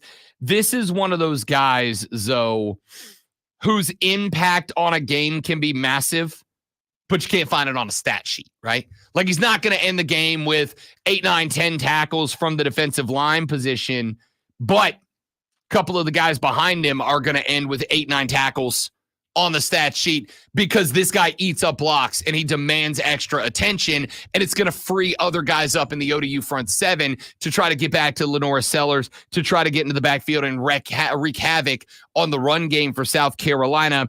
These are the dudes you're going to have to focus on. There is good news for Lenora Sellers. Old Dominion does not return a single defensive back this year. Not one. They run a nickel. They're going to run. You're going to see some 3-4. You're going to see some 4-3, but you're going to see a lot of 3-3-5, a lot of 5-2. Math is hard. A lot of 5-7. You're going to see a lot of 5 defensive back sets. They will run a nickel back set at you, but they do not have anybody who is a returning starter from last year. They do have some interesting transfers in, but nobody really that jumps off the page at you. I want to see South Carolina attack.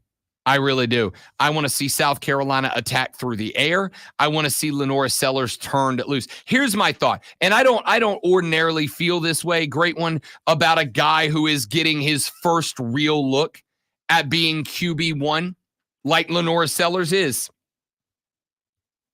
Turn this man loose. I let this man cook.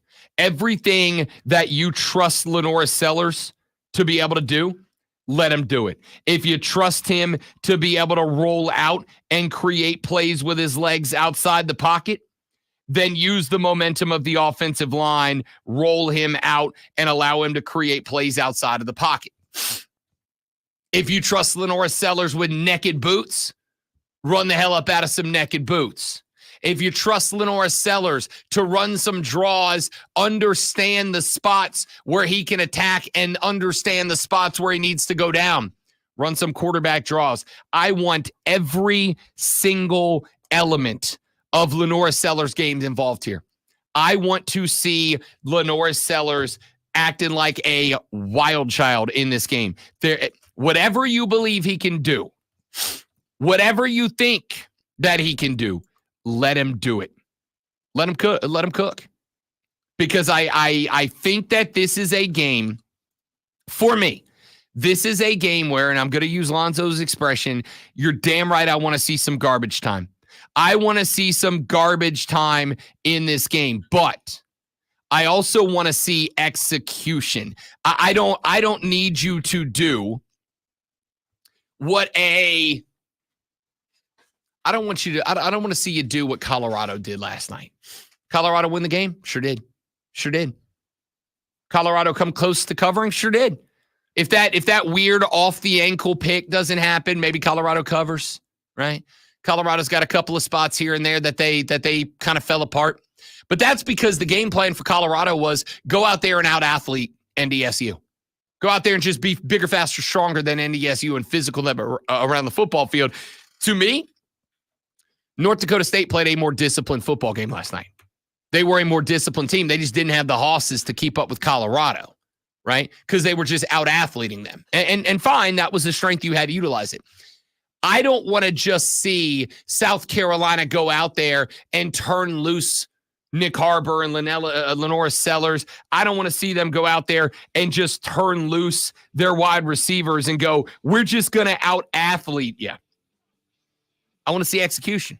I want to see a game plan. I want to see discipline. I want to see fundamentals. I want to see the offensive line opening up holes. I want to see the wide receivers snapping off their routes. If it's a 5 and in, run a damn 5 and in. All right?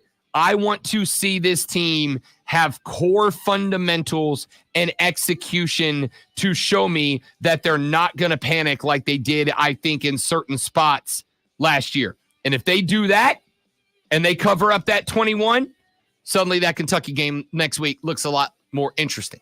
If this team wins by 14 and they rely on just being better athletes to get to that 14, I get real nervous about next week.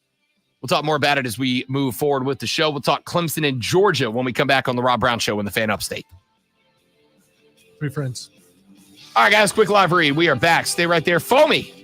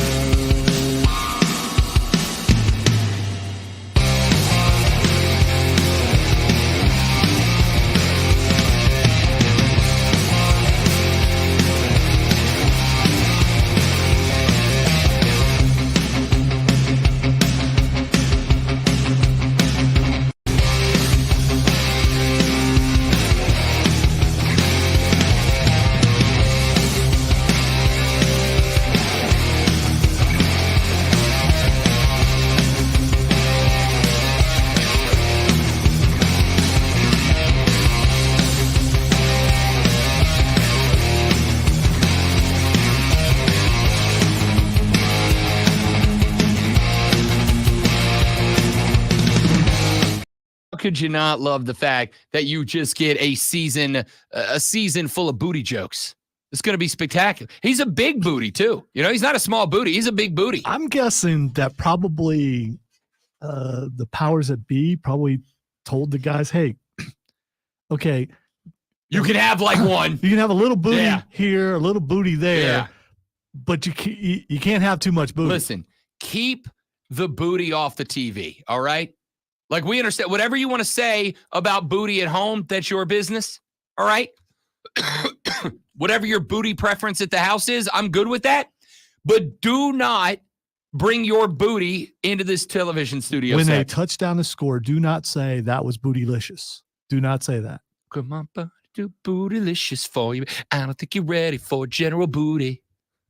All right, let's get some stuff in here. Georgia, Clemson. By the way, if you are intrigued, Lonzo, the line on the game has moved another point. Now it's down to Clemson plus 12.5. So it does look like the loss of another running back for the Georgia Bulldogs has been factored in by the Vegas books. My bet is because there's a lot of folks, a lot of sharps out there that looked at the line, sans the two running backs, and decided to throw some scratch at the Clemson Tigers. Moved them from 13.5 down to plus 12.5. The over-under on this game set at 48.5. Clemson plus 375 on the money line. Almost a 4-2-1 number if you are pulling for the Clemson outright upset over the number one preseason team in the country, the Georgia Bulldogs. So, we've talked a little bit about this game so far. I have already told you what I am looking for. Blitz, blitz, blitz, blitz, blitz, blitz on every play. And that wouldn't be out of character. Last year, the Clemson Tigers blitzed on almost one half of opponent dropbacks last year. Almost one half of opponent dropbacks, Clemson brought extra pressure. Wes Goodwin ain't playing. He wants quarterbacks hurried and hassled. And I want to see that tomorrow. I want to see you get to Mr. Beck. I want to see purple in the backfield all day long. Georgia enters this game as a favorite to win, now by less than a couple of scores, but also as a favorite to win the national championships this year. Carson Beck, perhaps the top quarterback in the country. I'm not going to lie to you. I'm not super sold, all right? I'm not super sold. I think that Carson Beck's a good quarterback. I look at Carson Beck similar to the way that I look at Brock Purdy in San Francisco. Is he good enough to win you a natty? Yeah, he is. But I think he's the type of guy that gets dragged to a natty by great talent, not drags good talent to a natty. I don't think people are entirely aware of how massively important Brock Bowers was to this offense last year. And I'm not just talking about the numbers that he put on the books. I am also talking about the distractions that he took away from them. I am also talking about the fact that when Brock Bowers ran across the middle of the field, you had to dedicate attention to him. And that opens up windows to the left and to the right. And I think Georgia took advantage of those. They don't have Brock Bowers this year. They bring back Oscar Delp, and Oscar Delp at tight end is a guy that had quite a bit of experience last year because Georgia was no stranger to two tight end sets. Oscar Delp was a guy that was called upon when Brock Purdy was just grabbing too much attention. He is a route runner. He is a guy that can make some plays, but he ain't Brock Bowers. He ain't Brock Bowers. You don't have that big threat. So I am absolutely saying you better bring everybody you got at this team. I need you to throw everybody at Carson Beck. I need you to make his life hell. I need you to decrease the average amount of time that Beck has in the pocket unpressured by like a second. All right. I don't need Carson Beck getting 3.75, 4.25 seconds back there to throw the ball. I need him having no more than 3 seconds to throw the ball. So what is it that Georgia can do right? Brock Bowers is gone. Ladd McConkey is gone. You already know, as we have pointed out, the fact that the running back field is going to be decimated for this game. Trevor Etienne and Roderick Robinson are both out for this contest unless something happens between here and tomorrow and Kirby goes, who cares what anybody but us has to say? Etienne's playing because we need him. But right now, my understanding is that he is not. Meaning Georgia is not going to have the run game that they wish to have for this contest tomorrow. To me, that's obviously a Clemson advantage if they take advantage of it by throwing extra men in the box, by attacking, by bringing extra defenders every time back takes a step back into the pocket. That's the way that I want to play this thing. But what else can the Dogs do against Clemson? Well, on the offensive side of the football, Dominic Lovett, Dylan Bell, Oscar Delp. Those are 3 names that I want you paying attention to if you're a Clemson fan, because those are 3 names that are going to have a lot of something to say about what this game shapes up to be, a lot of something to say about what that season is going to shape up to be for the Georgia Bulldogs this year. Keep an eye on those players. On the defensive side of the ball, Georgia is talented enough to win slugfest. I do not think that they are as talented as they were last year. Across the defensive side of the football, they do bring back their starting nose tackle, Nazir Stackhouse, but both of their, and their edge rusher, Mikael Williams. But both players on the other side of the ball are not returners. You got a couple of new guys. In the backfield, you bring back Dalen Everett. He is the only starter returning from the defensive backfield from last year's Georgia Bulldog team. What does that say for me? Clemson's got to be able to establish the run. You've got to be able to lean on Phil Maffa. I have been saying all off season that, yes, I agree with the thought that as Cade goes, go the Tigers. But I also think as Cade goes the run game, or actually flip that around the other way. As the run game goes Cade Klubnik. Even if Maffa is struggling in the run game, you cannot abandon it unless you find yourself in a hole. But early in this game, while this game is close, I need you running the football, because I need to force Georgia to commit. I need to take advantage of youth amongst the defensive backfield.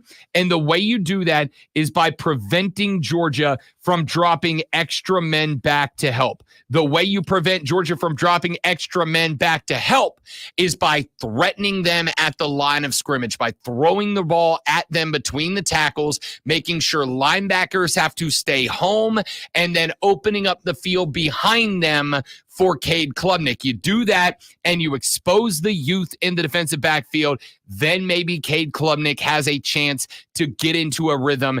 That's the best way for this team to win this game. Okay, you keep talking about Georgia and the question marks there. What has Clemson done to improve? Why should a Clemson fan think that they got a shot at winning this game? Give you a couple reasons I put together. I'm glad you asked. Great one. Glad you asked. Couple of things that I am looking at as Clemson tries to start with the momentum they finished with last year, including 5 consecutive wins, with an upset win of Notre Dame and a Gator Bowl win over Kentucky. Number 1, I want you to go back to the 2022 ACC championship when Cade Klubnik stepped in for DJ Uiagalelei. Do you remember that game? 20 of 24 for 279 and a tutty in that win over North Carolina. That's where the hype for Cade Klubnik started, because that guy came in relatively cold for DJ and had a lights-out football game. Clemson ran the ball in that. Clemson ran the ball. That's it for me. Clemson ran the ball, and it opened up the football field for Cade Klubnik. Number 2, you're going to have to, and this is really the one that I think is the most apprehensive for me. You're going to have these young wide receivers make plays. You're going to have to trust them, right? Like, I know you'd like to bring them along and allow Tyler Brown and Antonio Williams. I know you'd like to give Bryant Wesco Jr. some time to kind of find the groove, to kind of find the rhythm, find the rhyme, give it up. It's Clemson time. But you got to trust them out of the gate. You are going to have to put trust in the wide receivers after the run game gets going. On the defensive side, Barrett Carter, Peter Woods. That's it. You can't let Carson Beck get comfortable. I will say, great one. You can have questions about Clemson. They're more than fair. Way more than fair. Where I don't have questions is Barrett Carter. Where I don't have questions is Peter Woods. Where I don't have questions is going to be Clemson's front seven and their ability to disrupt teams this year. Now, to ask the question, are they capable of disrupting Georgia, a team that is built on the philosophy of Nick Saban, that is, win in the trenches? Can they win in the trenches? I'd like to think the answer is yes. If the answer is yes, and they can even cause a stalemate in the trenches, that's how you win the game. It is get to Carson Beck. It is create a stalemate at the least in the trenches. It is do not let Carson Beck get comfortable dropping in and standing tall in the pocket. Make him run. Make him move. I don't think he's going to be super efficient on the run and on the move. Make him run. Make him move. Never let him get comfortable. When he's going to throw, make him throw on the run as often as possible. The front seven have to be good for Clemson. Those are the spots. Run the goddamn football. Trust your young wide receivers. Do not try to bring them along. Do not try to grow them in this game. I need you, whether you are calling the plays. Oh, and that's the other thing is, and I'm going to say this with all due respect in the world, there was that story going around last year, great one, that towards the end of the year, towards the beginning of the year, when Clemson was getting into big game spots, that Dabo Swinney started to take over the Garrett Riley offense. He started to call the plays, and he started to go, we're not running the Garrett. He said this to me and Mark Ryan last year, preseason. He said, we are not running the Garrett Riley offense. We're running the Clemson offense, and Garrett Riley is running it. I'm going to tell you right now, run the Garrett Riley offense. Let the dirt raid be the go-to. I want you running the ball, and when you throw it, I want you throwing it like every wide receiver out there is an All-American and all number one draft picks.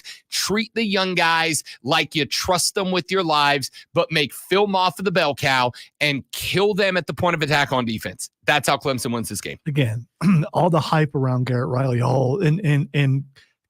got him, you didn't, all that kind of stuff. Make the offense better, because I haven't seen it. Again, I'll tell you straight up, I absolutely believe. I think Dabo says a lot, and I think there's a lot that he kind of dresses up with the oh shucks y'all mentality. And that's fine. That's Dabo's personality. It works for Clemson. It's great. I believed Dabo last year when he said, we are not running the Garrett Riley offense. Garrett Riley is running the Clemson offense. I believe him. And I believe when Garrett Riley started to stray away from the Clemson offense last year, that Dabo reined him in by taking over.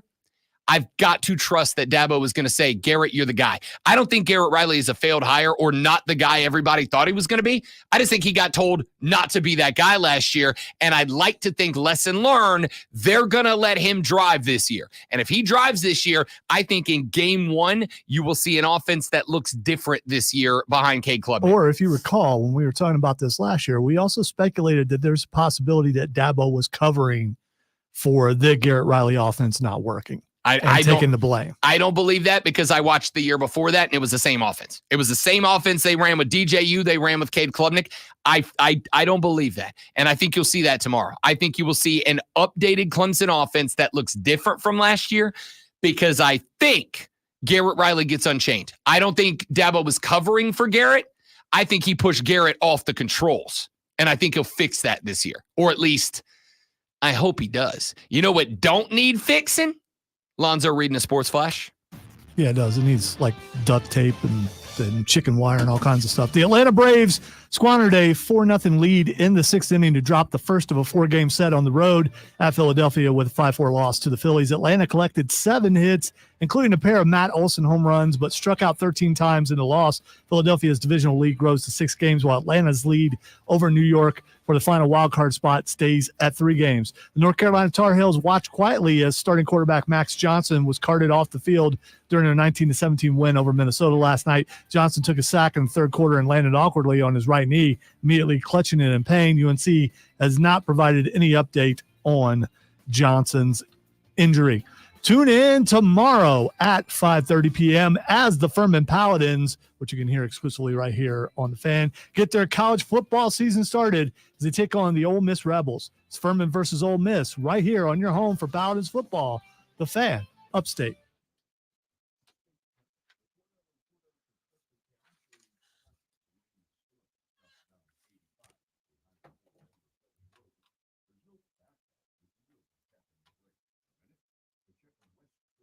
Tap, tap, tapping your bakes.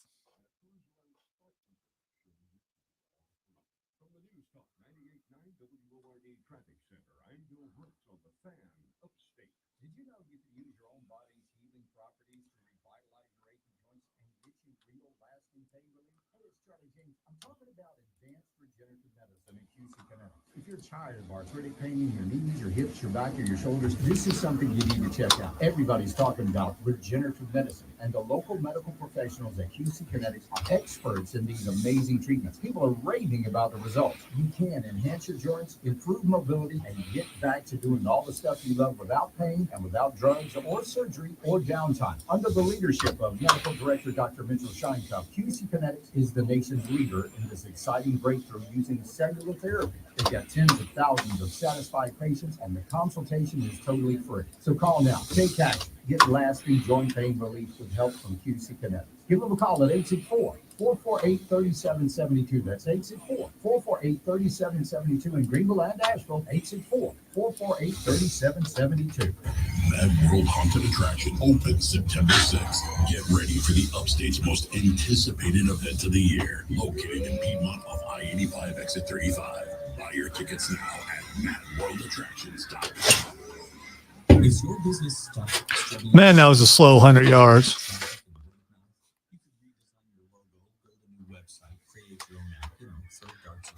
But none of those will boom your business straight to the top. See, market leaders played by different. Did you see the email from Mark? Do you know how to become the brand people think of first and feel best about? I got one about Wofford. They use Yes. knowledge Okay. to gain an unfair advantage Yeah. over you. I'm Nick Torbe, senior partner in the Wizard of Ads marketing group. It's not sure that was a directive or anything, but yeah, I might want to. I'll bring it up. My most accomplished partners from across North America to teach you those secrets during a half-day seminar called Unfair Marketing, Tuesday, September 10th at the Spring Hill Suites in downtown Greenville. Normally, a day with one of my partners costs $5,000, but in cooperation with Odyssey Broadcasting, this event is just $300, and there's no sales pitch at all. Seating is limited. Learn more and register at unfairmarketing.org and get your unfair advantage.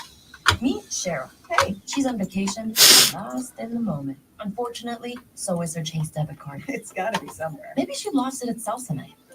These skirts should have pockets. Or maybe she lost it at Pilates. 3, 2, But she's not worried. With the Chase mobile app, she can lock her card till it turns up. Tools that help protect. One bank that puts you in control. Visit chase.com/checking. Chase, make more of what's yours. Chase mobile app is available for select mobile devices. Message and data rates may apply. JP Morgan Chase Bank, NA member FDIC.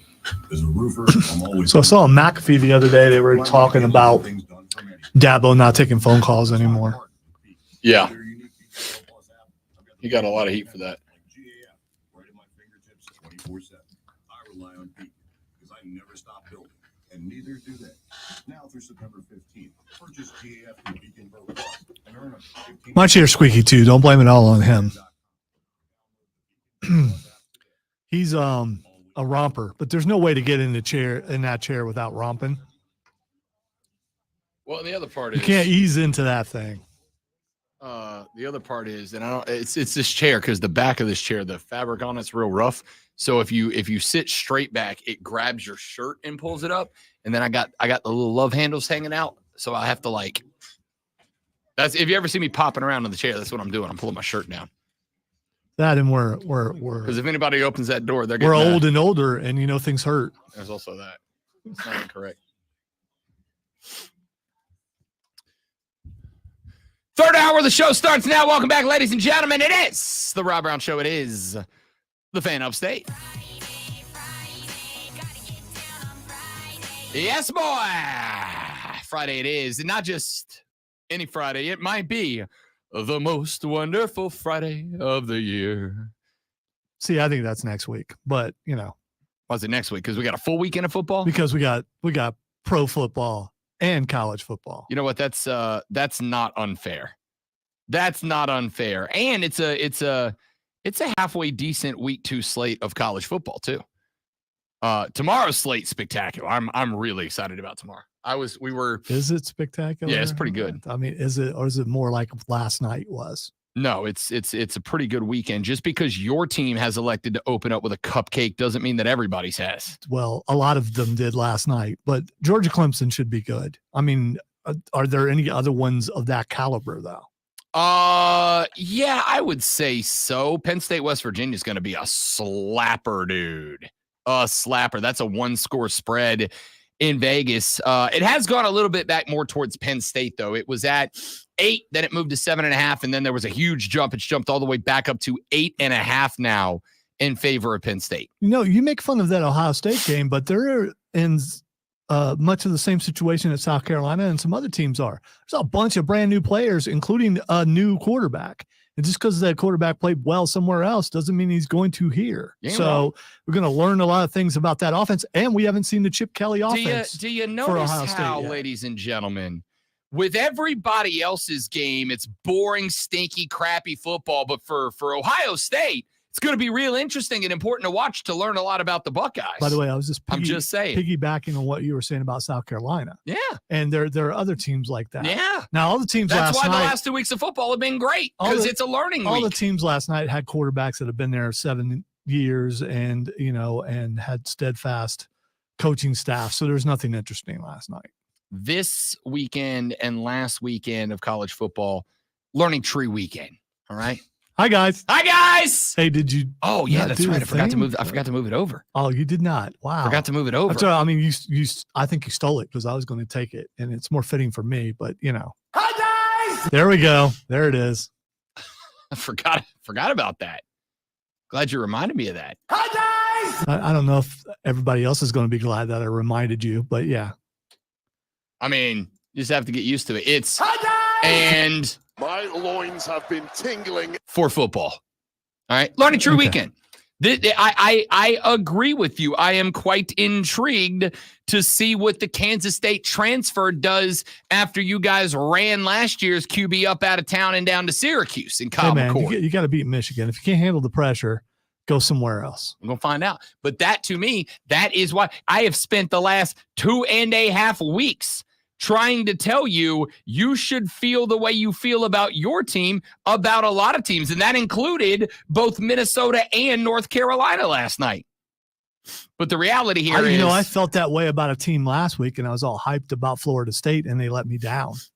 I mean, gosh, if only there was a dude telling you the entire 2 weeks leading up to that game's not going to bleed the blowout you think it is. It's just not. Robbie B won a good bit of cash by going Georgia Tech plus 13.5, because I told you this is going to be a fight. And I'll tune in when it's not 21-0. It's never 21-0. So unfair how you come at me about my team and I can't retaliate. I see what you're doing there. Hi, guys! Something I've been doing for weeks and you just haven't caught it. But I have caught it. Fine. I've just ignored it because the show needs entertainment. All right. We do have some other good games that are coming up this weekend. We do have a couple. We got a handful of games this evening. Tonight's slate, not anything that's going to blow you away. I will say there is one team I do have to watch tonight. That's the Oklahoma Boomasoonies. They play tonight at 7:00 hosting Temple, a team that, yes, they are dramatically better than. They are 42-point favorites in this game. But this game is, and this is kind of the point that I make with a lot of these games, this game is not about watching to see if Oklahoma's going to cover the 42, although I will be doing that. This game is about watching to see what the hell the Boomer Sooners are in Brent Venables' second year. I expect that defensively, the Boomer Sooners are going to be flying around the football field. I thought he'd been there longer than 2 years. Is his third year? I don't know. Yeah, I think he's been there a while. Yeah. Either way, Brent Venables and the Oklahoma Boomasooners. I'm very intrigued to see what this team is going to be this year. And I think we are going to learn a lot about and find a lot about an Oklahoma team that is picked to finish the Southeastern Conference season by the media in 8th place in this conference. This is his 3rd season. Okay, 3rd. Yep.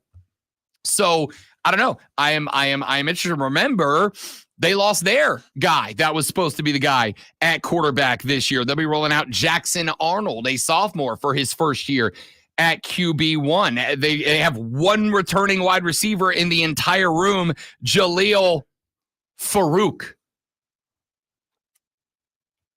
can say, I'm not saying it. Damn. Oh wait, why? I don't need to say it. I let Farouk say it. Damn. Had that right there. Damn. All right. So like tonight, You just slow Interesting on, night. slow on the cart wall today. yeah, I don't know. It's because of all that exciting football last night. It's just left you a little tired. That's what it is. I stayed up way late last night. I finished North Carolina, Minnesota, and I fell asleep to San Diego State. And I got to tell you, I was fighting for my life to stay up for San Diego State. Why? It's San Diego State, dude. I mean, come on. Because it's football, bud. Because it's football. It's like if you hand a rice cake to a starving guy. Does it suck? Yeah. Am I going to consume it? Also, yeah. I'm kind of a fan of rice cakes. I mean, you got to flavor them up. Yeah, flavored rice cakes. People trying to pass off generic rice cakes as a good treat are bad people. The Quaker ones are fairly cheap. They're low in calorie and they taste pretty good. And they even have a chocolate flavor. See, I tell you what I mean. Have you tried Yasso bars yet? No, that sounds healthy. They are Greek yogurt ice cream bars, but they make one dipped in chocolate. 75 calories a bar, and they're freaking delightful. And I'm a big ice cream guy. Do they have a wooden thing? Yeah, they do. Yeah, oh, that's right. You can't have one because of the weirdest I'll aversion of anyone I know. There's a thing. You looked it up. It's a thing. So, I mean, it's not like I'm the only one. Yeah, so I will. Lonzo won't eat popsicles and ice cream bars because of the texture of the stick. I've just, right now, on your tongue. It's the weirdest aversion to a thing of anyone that I know. I just got the heebies and the jeebies. I genuinely don't understand it. I mean, I get that you have it. I'm not going to try to, be a good friend and push you through it so that you can experience the love that is popsicles. Dude, but you're missing out. It wasn't something that I got right away. I ate a lot of bomb pops as a kid, and it just started working on me. It's so weird, dude. Respectfully, it's so weird. It's not respectful. It's so weird. I know it's weird. Whatever. I mean, just as long as you're aware of it. I'm sure you have some weirdness somewhere. You've listened to this show. There's lots of it. That's just a real. That was sarcastic. I know of weirdness. I'm just not going to talk about it. So, Oklahoma tonight. Now, tomorrow, a couple of games I like. You know what? We're getting dangerously close to time to do the Rob Brown Show quad box and tell you about the 4 games and each window that I need you paying attention to. Obviously, you know that the noon one is going to include Clemson and Georgia at noon.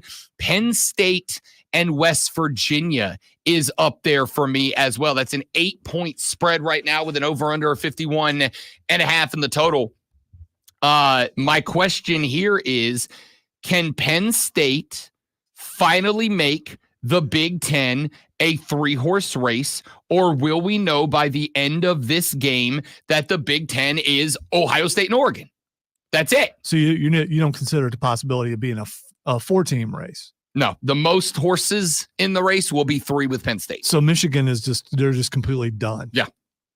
Yeah. By the way, I hope you're right. I mean, I'm all for them being completely done. I'm not so sure I believe that though. I will be pleasantly, because I would listen, if for nothing else than the darn drama, I will be pleasantly surprised if Michigan is involved in this race in any way, shape, or form.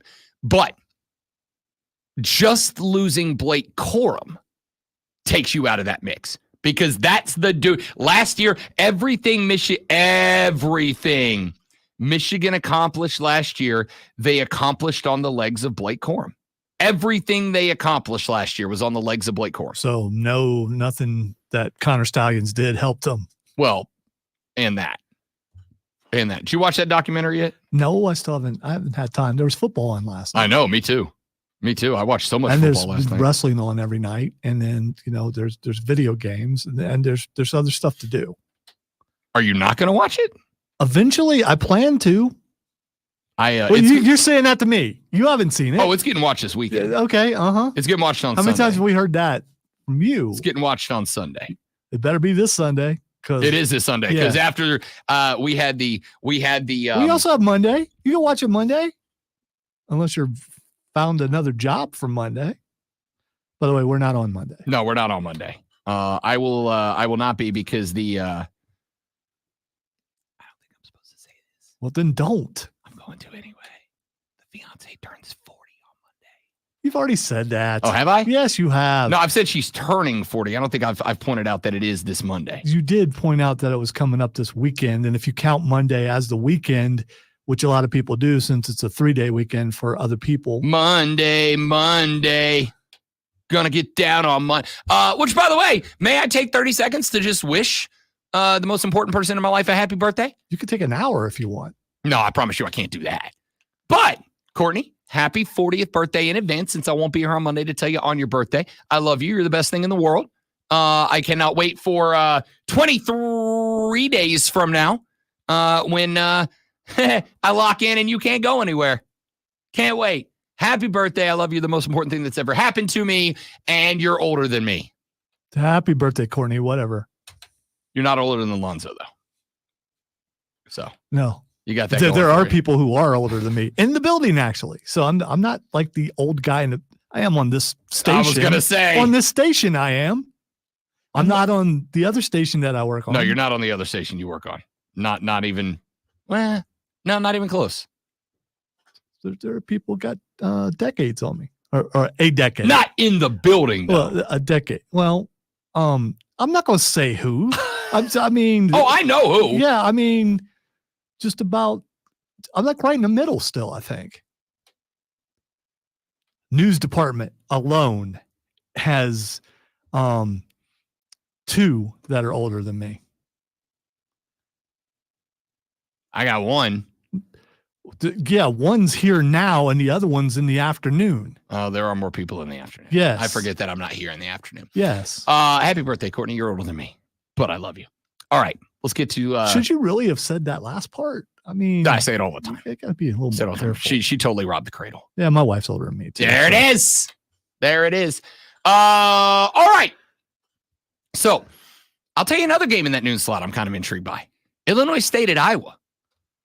The Iowa Hawkeyes are interesting. Why? Iowa's going to have one of the best defenses in the country this year. And for a team that has been the butt of many a running joke about their inability to score points, remember, they got rid of trying their to score points with someone downstairs. No, I'm not. Talking about how stellar Iowa is. Yes, because you heard how often I don't poop on all their other football teams like the Dallas Cowboys and the Green Bay Packers. Yeah, I kiss butt. Not only do I not kiss butt, how many times have you tried to actively stop me from saying things about their football teams? I got no reason to suck up. I'm straight up. That's just about making myself look better. I mean, that's all I care about. Point is, I say him. They bailed on Baby Ferentz, on Kirk Jr. this year as offensive coordinator, which a lot of us, and I say us because I'm one of them, genuinely believe that Kirk Ferentz, the HC at Iowa, committed freaking malpractice by allowing his son to horribly run and mismanage the Iowa Hawkeye offense the last couple of years. Absolutely. I mean, you're down on the Nepo today. I mean, you hate the Nepo babies. No, I don't hate the Nepo babies. I hate when the Nepo babies get away with crap that nobody else would. Sounds like hate to me. No, it's just rationalization of reality, which I think is important and a lot of people don't do in the world of sports. Everyone's reality is different. Hey, Lonzo, how's the Iowa Hawkeye offense been the last couple of years? Well, they're in the Big Ten. Non-existent. Yeah, so, I mean, ass even for that conference. Really? A conference that is not predicated on offenses. That's a myth. No, it's a myth. Wide receiver you. Wide receiver you. For your school. For your school. Did Michigan not play offense last year? No, they ran the ball. That's still offense.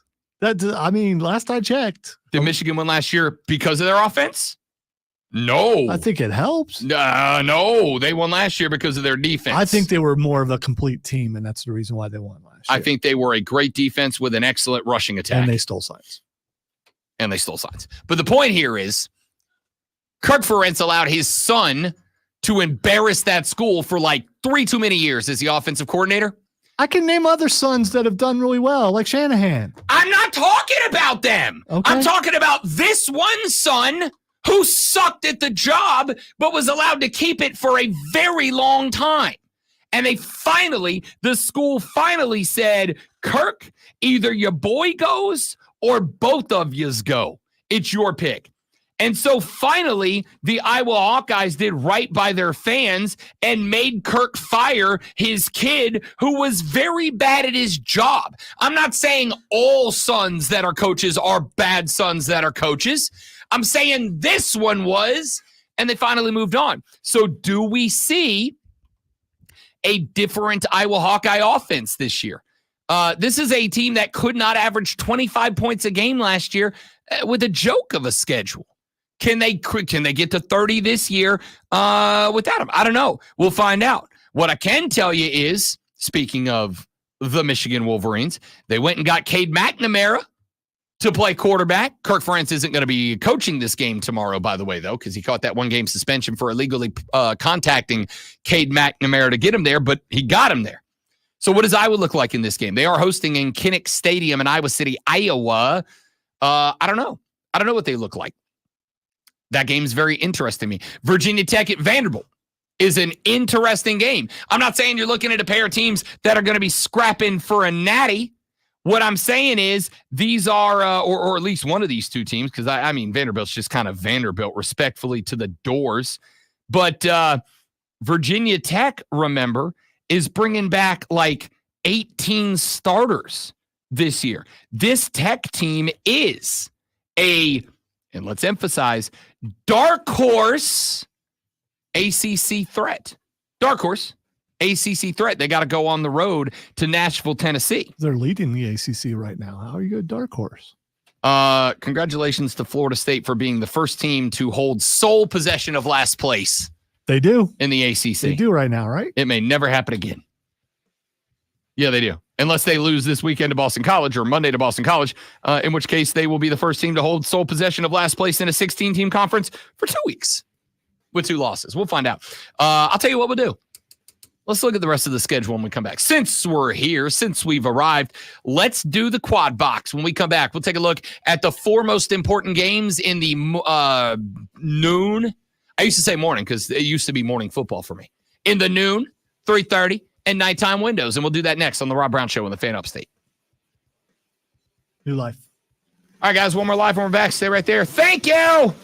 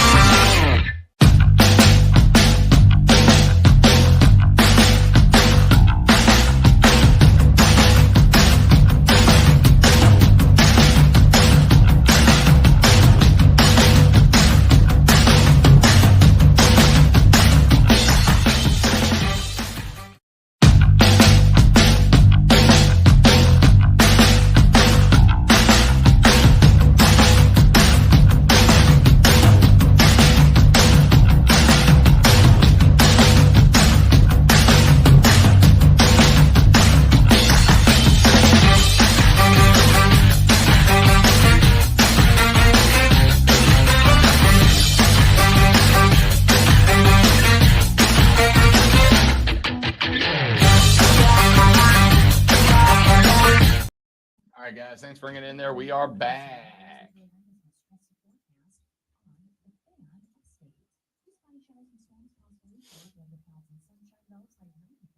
She is a cougar. I'll tell her you said so, Shane.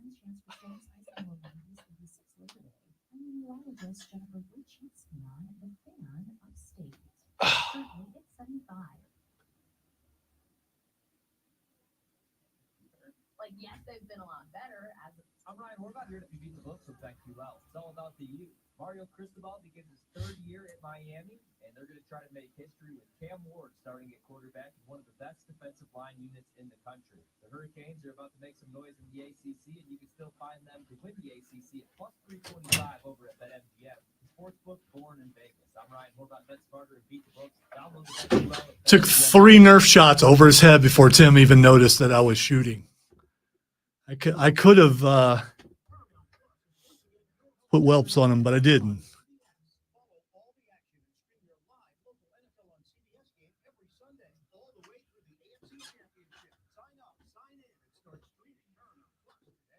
It's rainbow season out there. Warmer days, cooler nights, open roads, endless horizons. And you need to be ready in jeans made for the unpredictable. One of my favorite Nerf moments of all time, because Nerf is big in this building, was Mark Ryan sitting over there, and he always did this pause during one section of the show where I used to just throw stuff at him. I pulled out the Nerf gun. The panic in his eyes. He went into the fetal and covered himself. The fetal. And covered himself, yes, within the chair.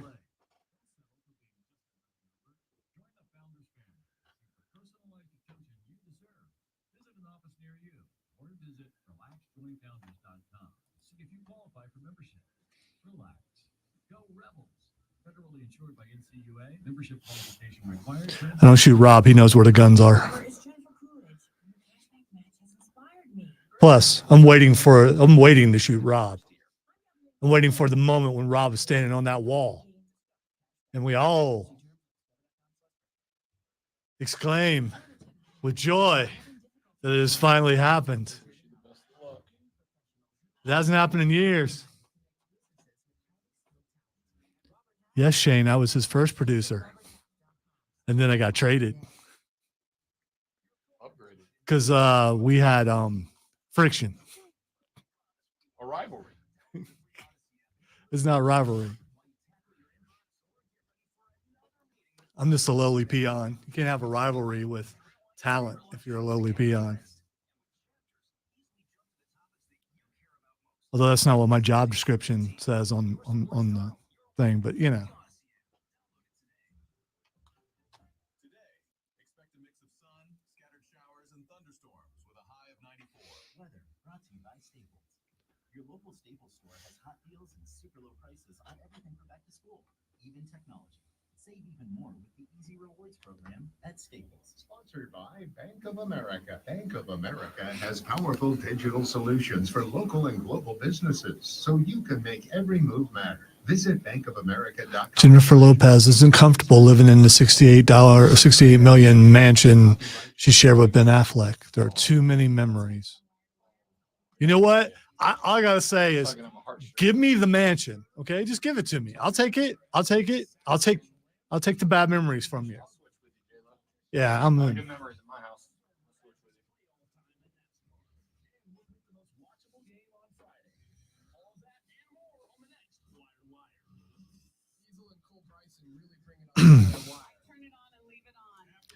I was his original producer here. Everything went well for a year.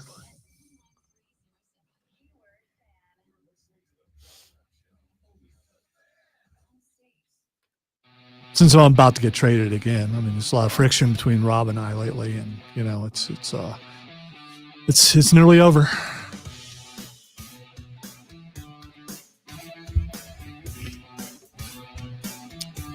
The Rob Brown Show rolls on. It is the Fan of State. Let's start running through our games this weekend. The Quad Box is back, baby. The best thing to ever happen to sports television. The Quad Box is real. I can't remember. Did we have a Quad Box intro? For some reason, it makes I thought we did, but I was thinking we did, but I honestly cannot remember.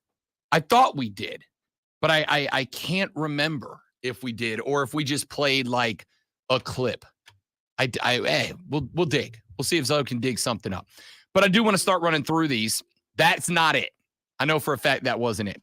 Let's jump into the quad box here. Let's start with our noon window. These are the early games. These are the games that we'll tune up, we'll warm up with, and they are a handful of slappers and one that's not, but is compelling to me for a reason. We're going to start exactly and precisely zero shock with this one. Clemson and Georgia. Atlanta, Georgia is the site of this one on ABC. The game kicks off at noon. Is Clemson capable of returning to prominence, or will the Georgia Bulldogs prove why they were nearly the consensus number one overall? We will find out. Clemson and Georgia at noon, a game that I think is must-watch TV. Must-see TV. Penn State is at West Virginia at noon. That game on Fox. This one genuinely might be the best game in the first window. I know Georgia-Clemson is the most highlight game in that first window, but Penn State, West Virginia is a slap You're fight. saying Penn State, West Virginia will be a game and Georgia, Clemson will not. I'm saying there's a good chance Georgia, Clemson's not a game.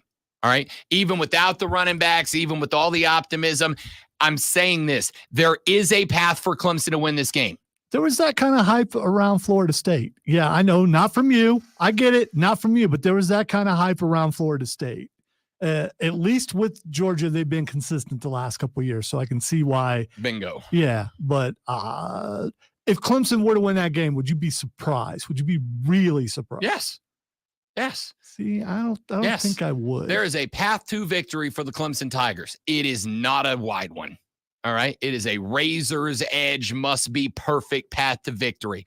It is not a big old wide interstate you're walking down the middle of. It is a balance beam that you have got to get from one end to the other. 60 minutes, no mistakes. That's what it is. I mean, don't get me wrong. I don't want Clemson to win, but it wouldn't shock me. They've been too good for too long to not have a bounce back year.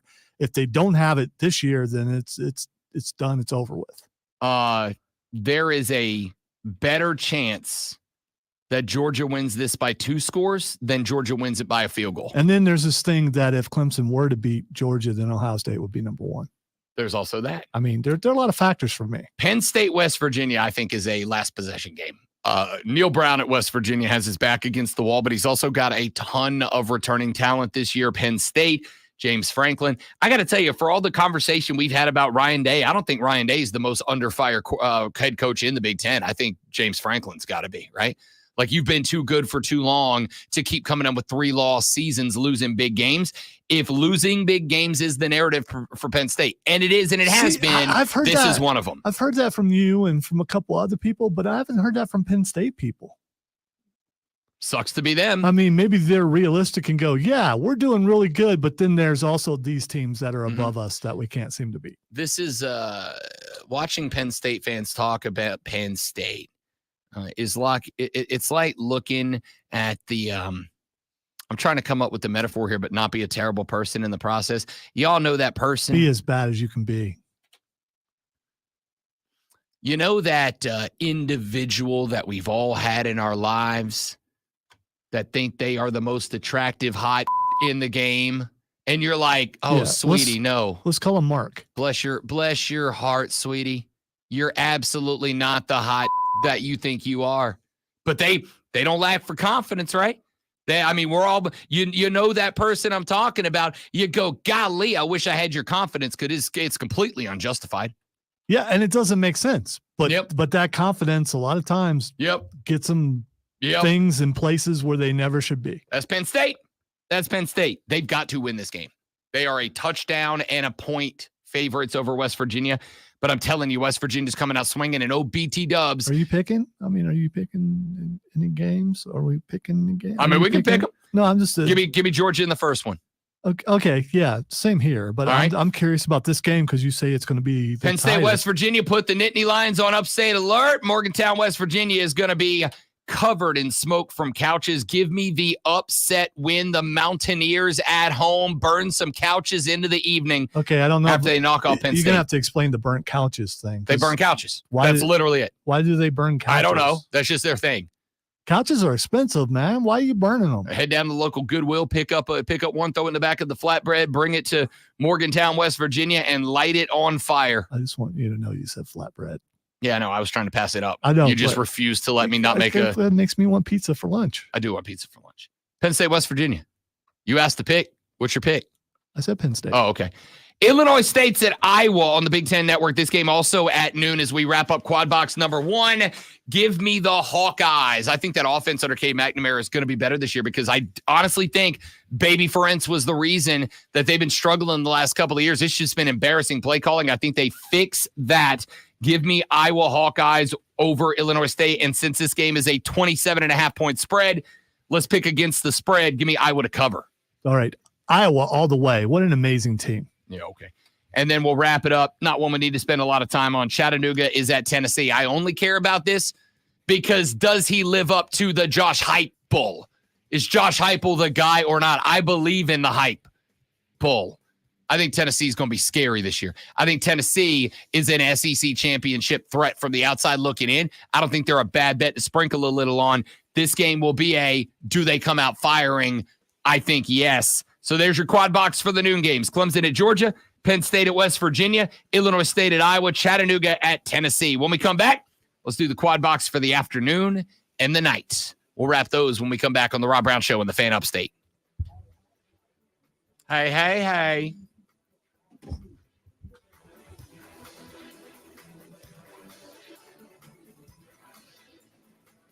So earlier, he just released a new song with. He's got a whole album coming.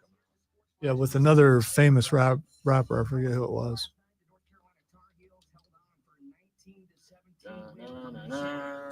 Trailed 14-7 at the half. Wake Forest rolled past North Carolina A&T 45-13, 21 unanswered points in the third quarter for the Demon Deacons. Complete Concepcion keeps his balance. Left hand on the turf of the 20. Breaks a tackle at the 10.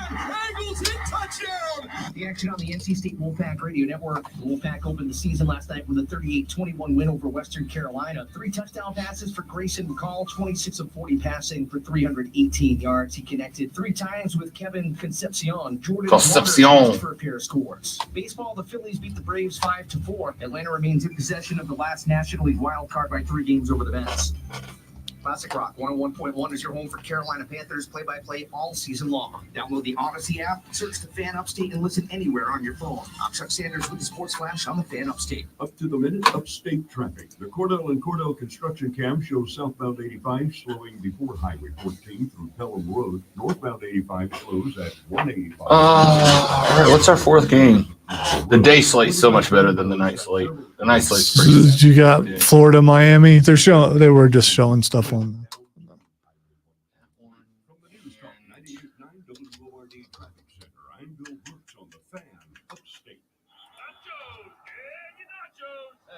I mean, I guess this one. You're looking for good games. I'm looking for improved.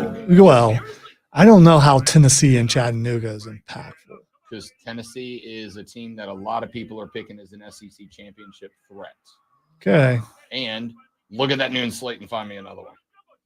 Sometimes you got to pick these based on the narratives and the stories, not on the quality of the game. And that's a narrative story. Squirrel White, Nico Amaliva. Are these boys championship caliber or not? Nico's a guy a lot of people have picked for a Heisman run this year. So I think seeing him debut is kind of a big deal. That one is at 7. Texas, Colorado State. Is at 3:30 on the list. Oh, okay. I thought I'd written. Whoops. Massachusetts and East What? Michigan. What? Massachusetts. You said Massachusetts. I was about this was going to be the first physical fight between us. There is no T in the back end of Massachusetts. I had a geography teacher in elementary school who said let he who pronounces things correctly all the time cast the first stone. Massachusetts. It's Massachusetts. If you say Massachusetts, we're fighting. No, we're not. We're not fighting. Massachusetts. It's Get Massachusetts. That weak. Oh, that's gross. Should I be physically ill the next time you mispronounce something? If I say anything as poorly as Massachusetts, yes. Okay, Mr. Flatbread.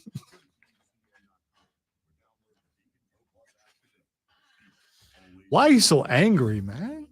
I get mad at things that deserve to be getting mad at. Okay. Are you from Massachusetts? Doesn't matter.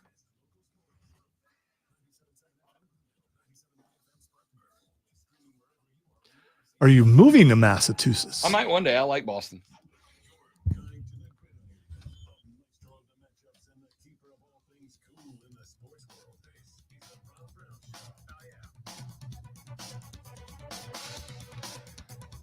Rolling through the quad box, the 4 top games in all 3 slots, morning, noon, and night. It's actually noon, mid-afternoon, and night, but you get the point. We started off with your morning slate. Your noon slate, Clemson at Georgia on ABC at noon, Penn State at West Virginia on Fox at noon, Illinois State is at Iowa on the Big Ten Net at noon, and finally Chattanooga at Tennessee. I will tell you that there are going to be times where it's going to be this way with the night slot too. Sometimes there aren't 4 good competitive games. Sometimes they're narrative games. Sometimes they're more, you got to watch this to find out if blank. And I think that Chattanooga, Tennessee game is one of them. Are the Volunteers for real?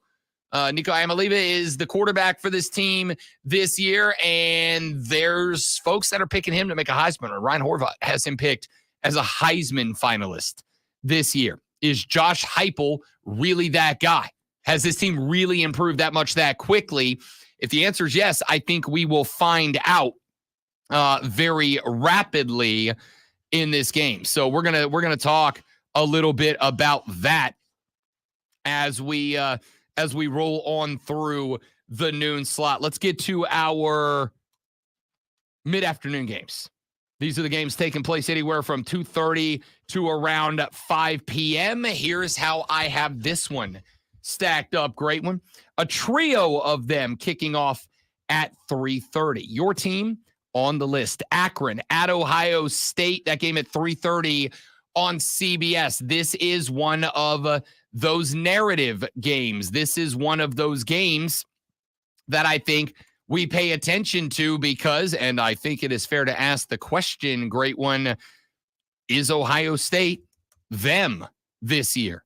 Is Ohio State that team this year with Will Howard at quarterback? We already know your running back field is going to be stupid talented, but do you have the ability to throw the ball at wide receiver when the running back field is that stacked, or will you emulate what Michigan did last year and go, hey, our strengths in the backfield, we're going to play to that? I think we'll get a little bit of a read when the Zips come a call into the shoe. As someone who's wearing a vintage Ohio State jersey right now, well worn, lucky jersey, very well worn. Yeah, I don't care.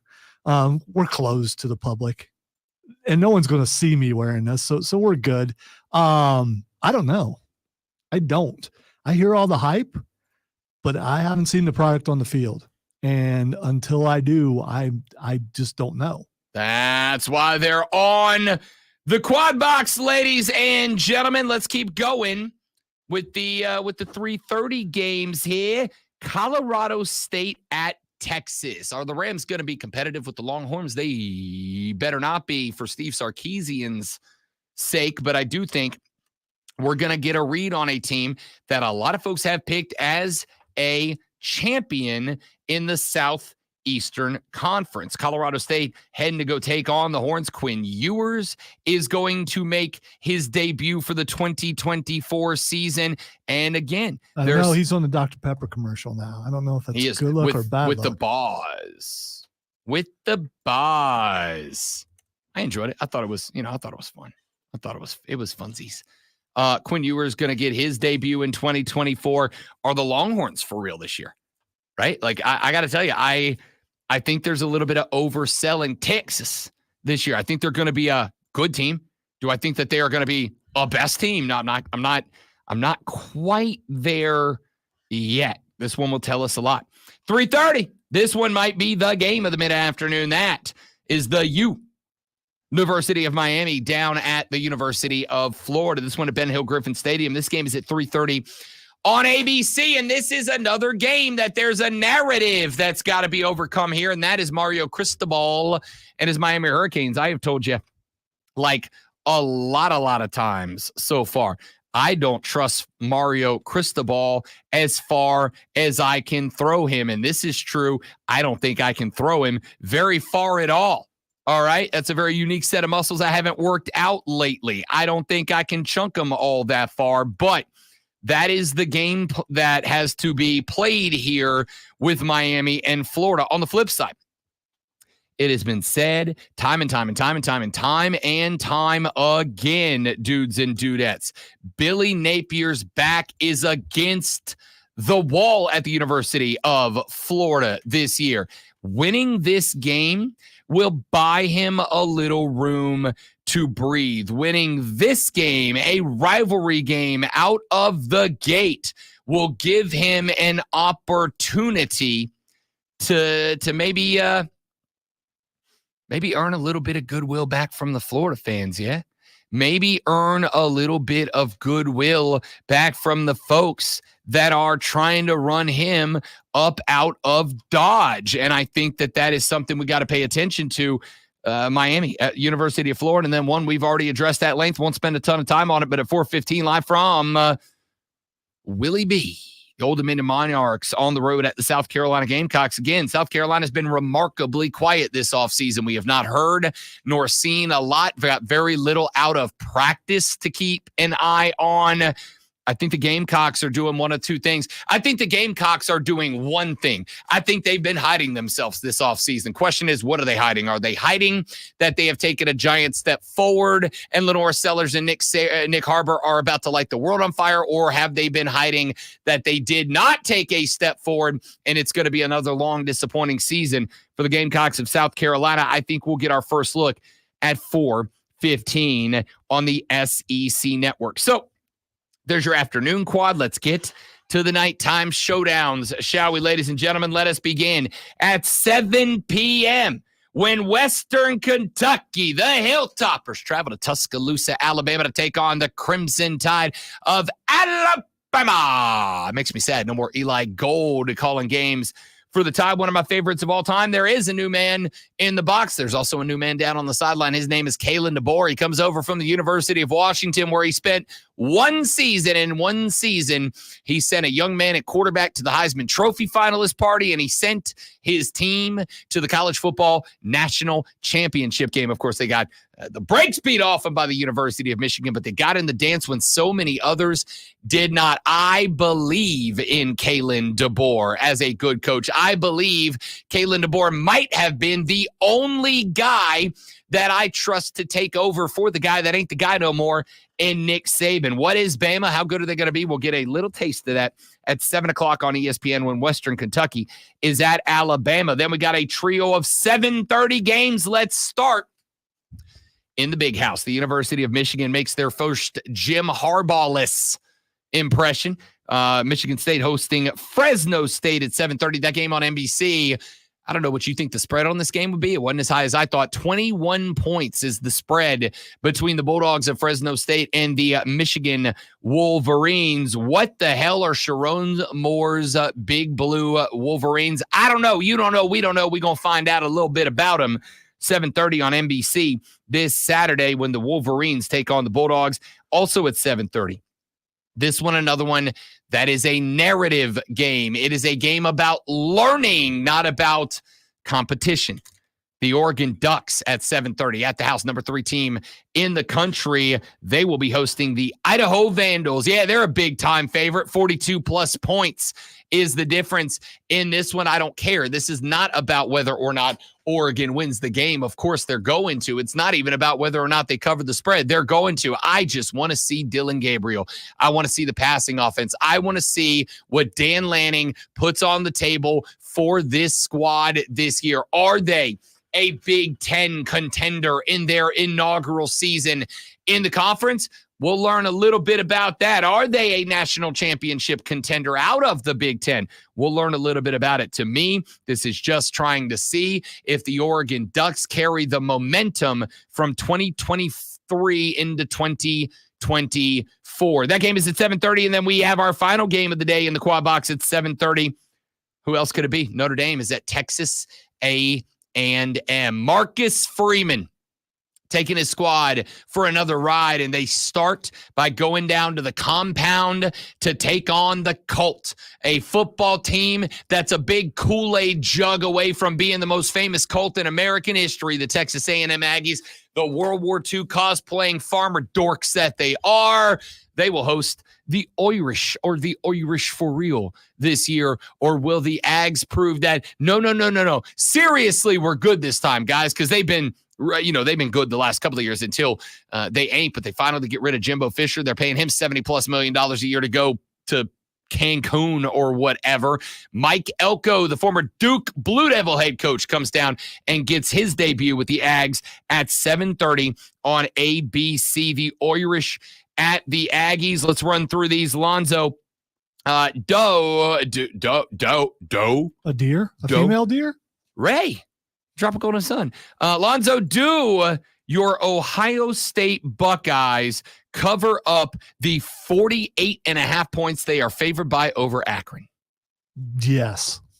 Yeah, I got no idea. Not touching that game. University of Miami taking on Florida. Listen, I hate this game because I don't believe in Miami at all, and I also don't believe at Florida at all. I don't believe in either one of these teams. Miami favored by 2.5. Let's pick this one straight up, Lonzo. The Canes or the Gators? I'm going to go with Florida because at SEC, it just means more. Yeah, I'm going to go with Miami in this one. I do think that they are better than they were last year. I still think there's a stupid game coming somewhere where Mario Cristobal screws the pooch. I don't think it's game one, although I will say this, Florida is going to be rocking with a capital R because the Gators believe this year. Let's go with South Carolina over Old Dominion. Alonzo, the Gamecocks favored by 21 on the dot. Are the Gamecocks covering up 21 over ODU? Yeah. Yeah, I don't know. 21's a big number there. I'm optimistic. Let's go with yes. I'm going to say yes, too. I'm going to say they do cover it up. I am going to trust on and bank in them covering up that there has been a progression and they just didn't want to let the cat out of the bag. And also Old Dominion was real not good last year. And finally in that spot, the University of Texas, 32.5 point favorites over Colorado State. Yes. Oh, okay. That's easy. I actually agree. I think Quinn Ewers is going to be good. Notre Dame taking on A&M. Notre Dame +3. The Ags favored by a field goal, Lonzo. Let's pick this one straight up. Yeah, I'm going to go Notre Dame wins this. I'm going to go Notre Dame wins this one too. I just, listen, I don't trust the Aggies. I do trust Mike Elko, but I think it's going to take a year or two to get it in shape. Give me the Irish on the road. The Oregon Ducks, great one. The Oregon Ducks are favored by, where'd my spread go? Let me go find it. Hang on just a second. A whole lot. The Oregon Ducks are favored in this one, not on the board right now, so let's not pick that one, but Oregon covers up no matter what the number is because I trust Dan Lanning quite a bit. The Michigan Wolverines in game number 1, great one, are favored by 21 over the Fresno State Bulldogs. I don't want to, but I'm gonna go with yeah, they cover. I'm not touching this game. Don't want nothing to do because I have no damn idea what Michigan is. No idea. Can't be stealing signs. Don't have Blake Corum. Don't have J.J. McCarthy. I don't know. I don't want this game. Hey, just because you got caught cheating doesn't mean you won't try it again. That's also true. Connor Stallions ain't there, though. Who's going to run it? I don't know. Gun to head, I'll say Michigan covers up this game. And then finally, Alabama is taking on Western Kentucky in this one. The Crimson Tide are, as I scroll through to find my line, not on the board anymore. The last I saw, I want to say they were like 35.5 point favorites. Y'all, Alabama's going to show y'all what Rob Brown's been telling y'all all season. The Tide will roll. They're winning this game by 100. I would just say I'm the only person in this room who's been to Western Carolina's campus. Well, they were playing Western Kentucky, so. Yeah, I've been there too. Oh, okay. Western Kentucky, it was an accident, and we were like on campus going, where are we? And it's actually on a hill. And so, yeah, it was interesting. I had there was a guy that played basketball in Just my like high school. earlier when I couldn't say North Dakota, I started to say North Carolina. It's because those are things that you say so often that anyway.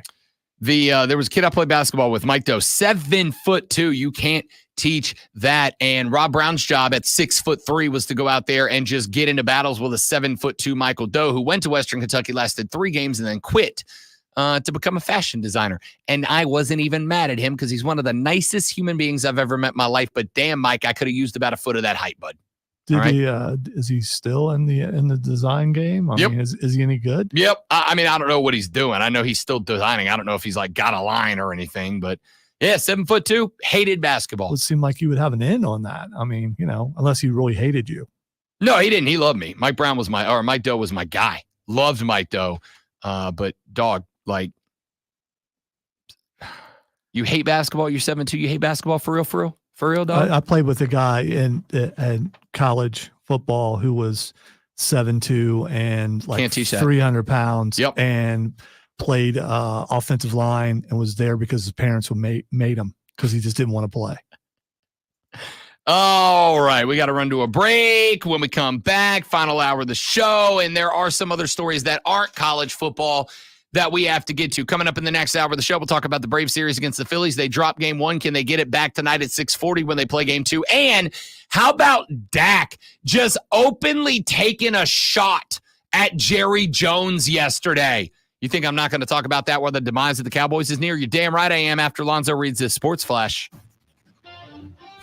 The Atlanta Braves squandered a 4-0 lead in the 6th inning to drop the first of a 4-game set on the road at Philadelphia with a 5-4 loss to the Phillies. Atlanta collected 7 hits, including a pair of Matt Olson home runs, but struck out 13 times in the loss. Philadelphia's divisional lead grows to 6 games, while Atlanta's lead over New York for the final wildcard spot stays at 3 games.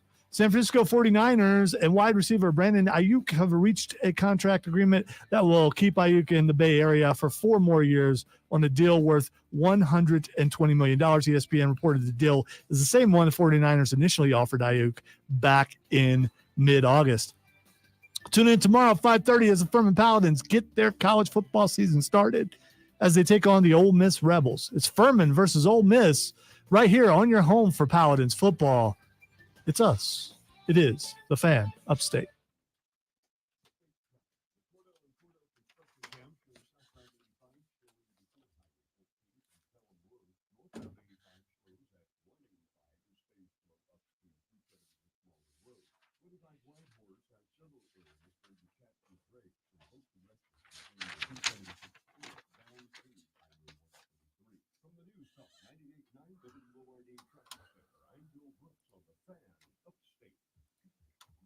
Experience a night of indulgence with bourbon and bacon.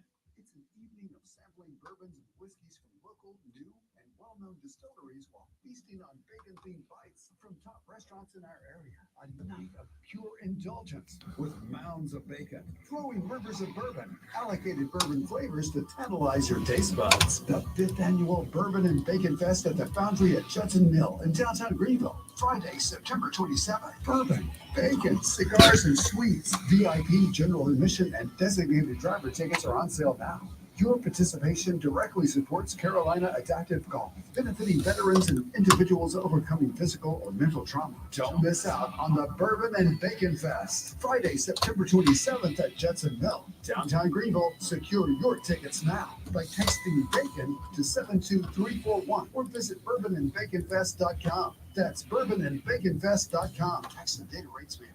Did you know you can use your own body's healing properties to revitalize your achy joints and get you real lasting pain relief? Hey, it's Charlie James. I'm talking about advanced regenerative medicine at QC Kinetics. If you're tired of arthritic pain in your knees, your hips, your back, or your shoulders, this is something you need to check out. Everybody's talking about regenerative medicine. People who are really good at their job or, at least decent at their job in this business, adapt, adjust, and become what they need to become, I suppose.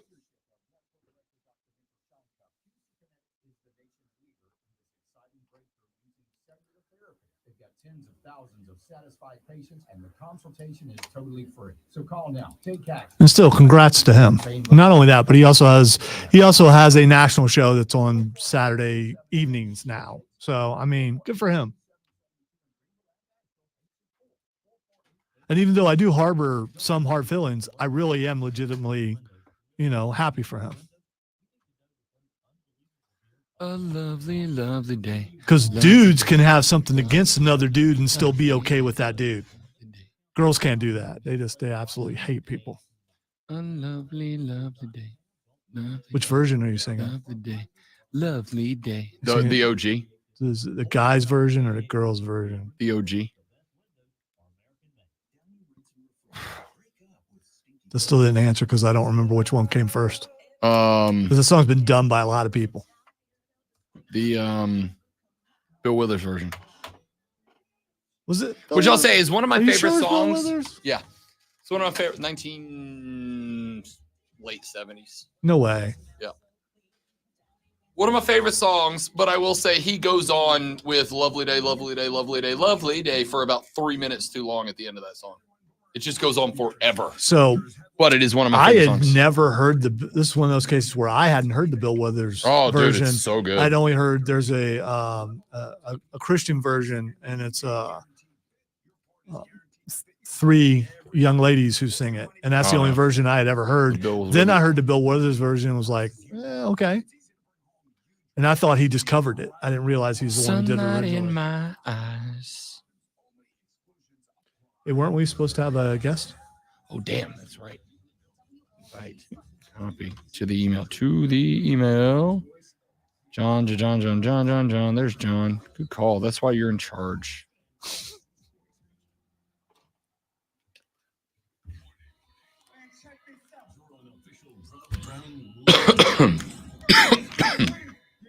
I'm dying.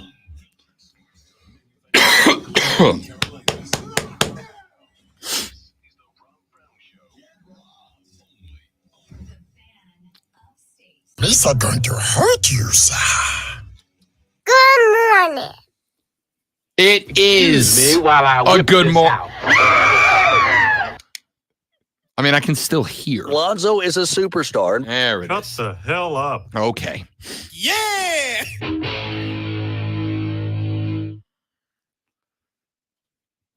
Any more?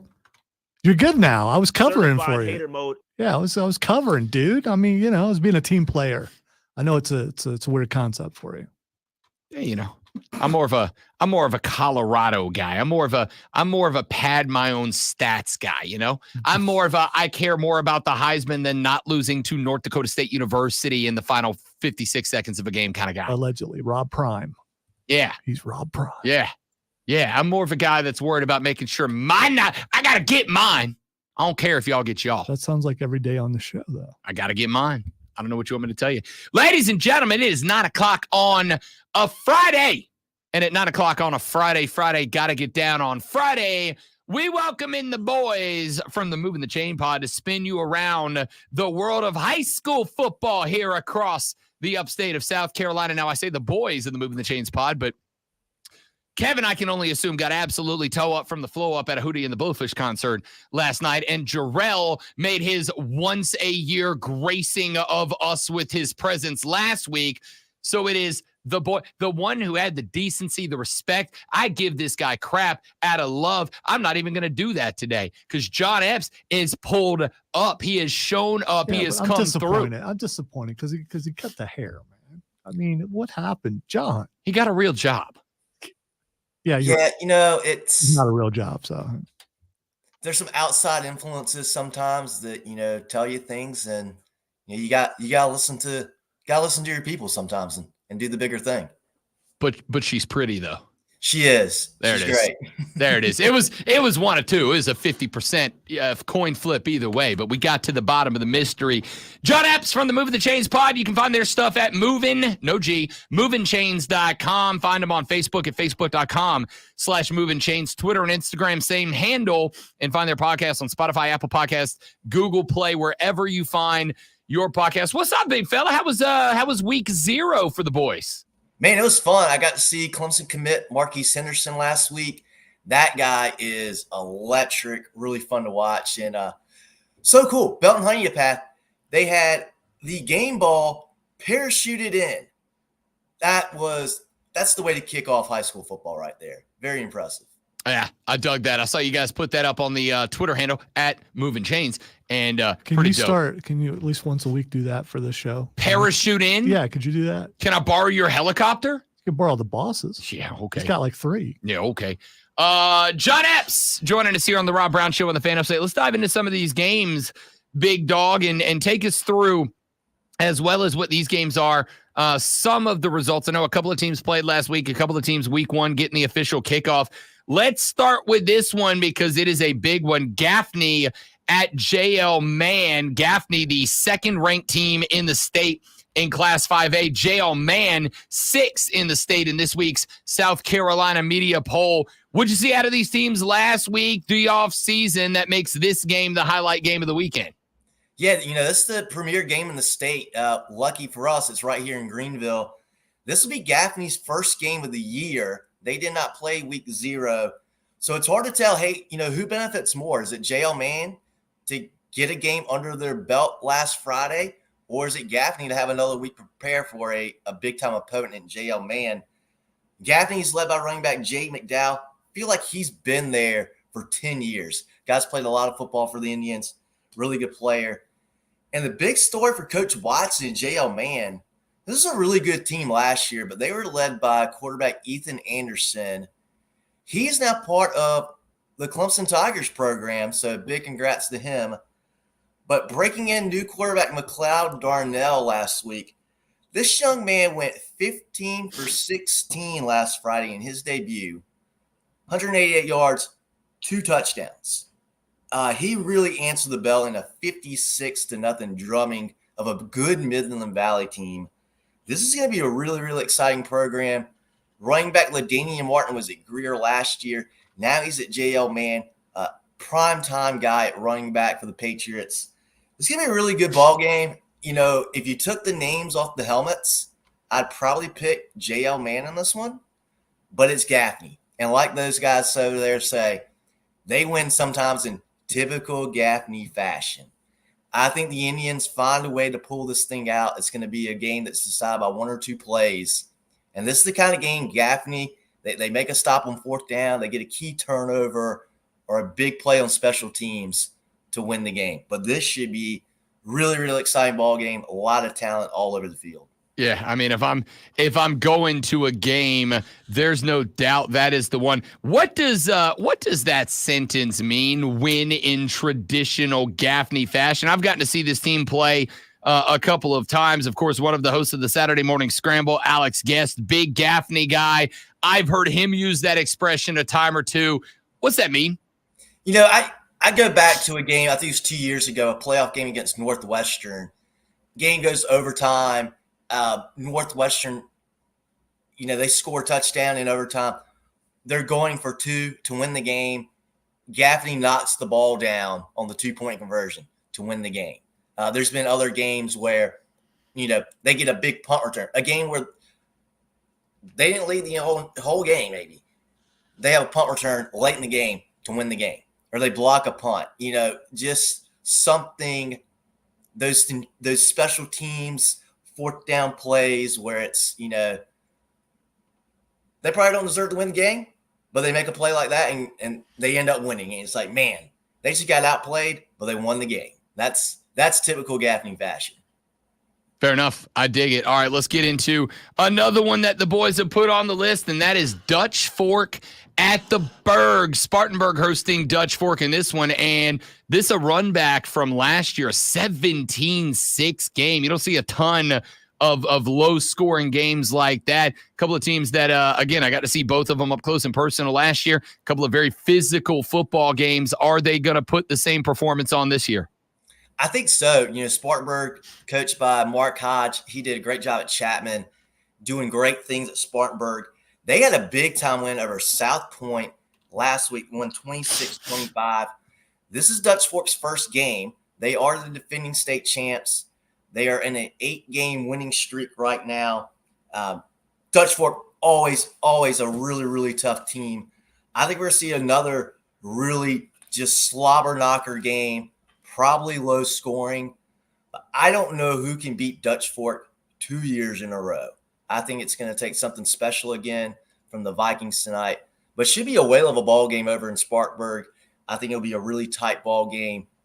Two really good teams, two very well-coached teams as well. But Dutch Fork, they got out to a little bit of a rough start last year, but they really found their groove and once again won the state championship. And I think they're going to be in line to be right there in the end of it again.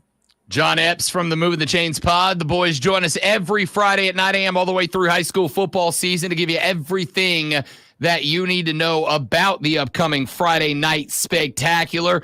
Right here on this station, as always, you'll be able to hear the Burns Rebels football. The Rebs on the road at Irmo. This is a 5A matchup this year. Irmo led by quarterback A.J. Brand and wide receiver Donovan Murph. Of course, we all kind of know where Burns is this year, not just being a team that are Road Warriors playing every week on the road as Nixon Field gets upgraded, but a team that, I mean, just about everybody who was anybody from last year's team transferred out. Bunch of guys I saw Kamarius Bomar's name pop up over the weekend. I mean, you know that this was going to be, I think, kind of a difficult year to hit a hard reboot for Coach Reggie Shaw and have to spend the whole time on the road.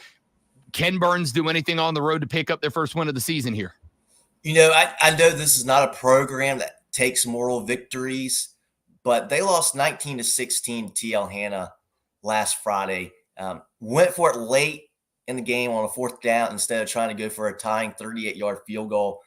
Very, very impressive against a very good TL Hanna team. I didn't think the game was going to be that close. So Burns got a lot of heart. The guys that are there, they got a lot of pride. This is a program that they're not going to lay down for anybody. And this is going to be I think this is going to be a tough ball game for Irmo. They got to come out and they got to play strong. The only problem for Burns is this is a really, really good football team in the Irmo Yellow Jackets. They were 4A last year, up to 5A this year. They've got a chance to win the state championship. They're the 5th ranked team in this week's poll. A.J. Brand's Virginia Tech commitment.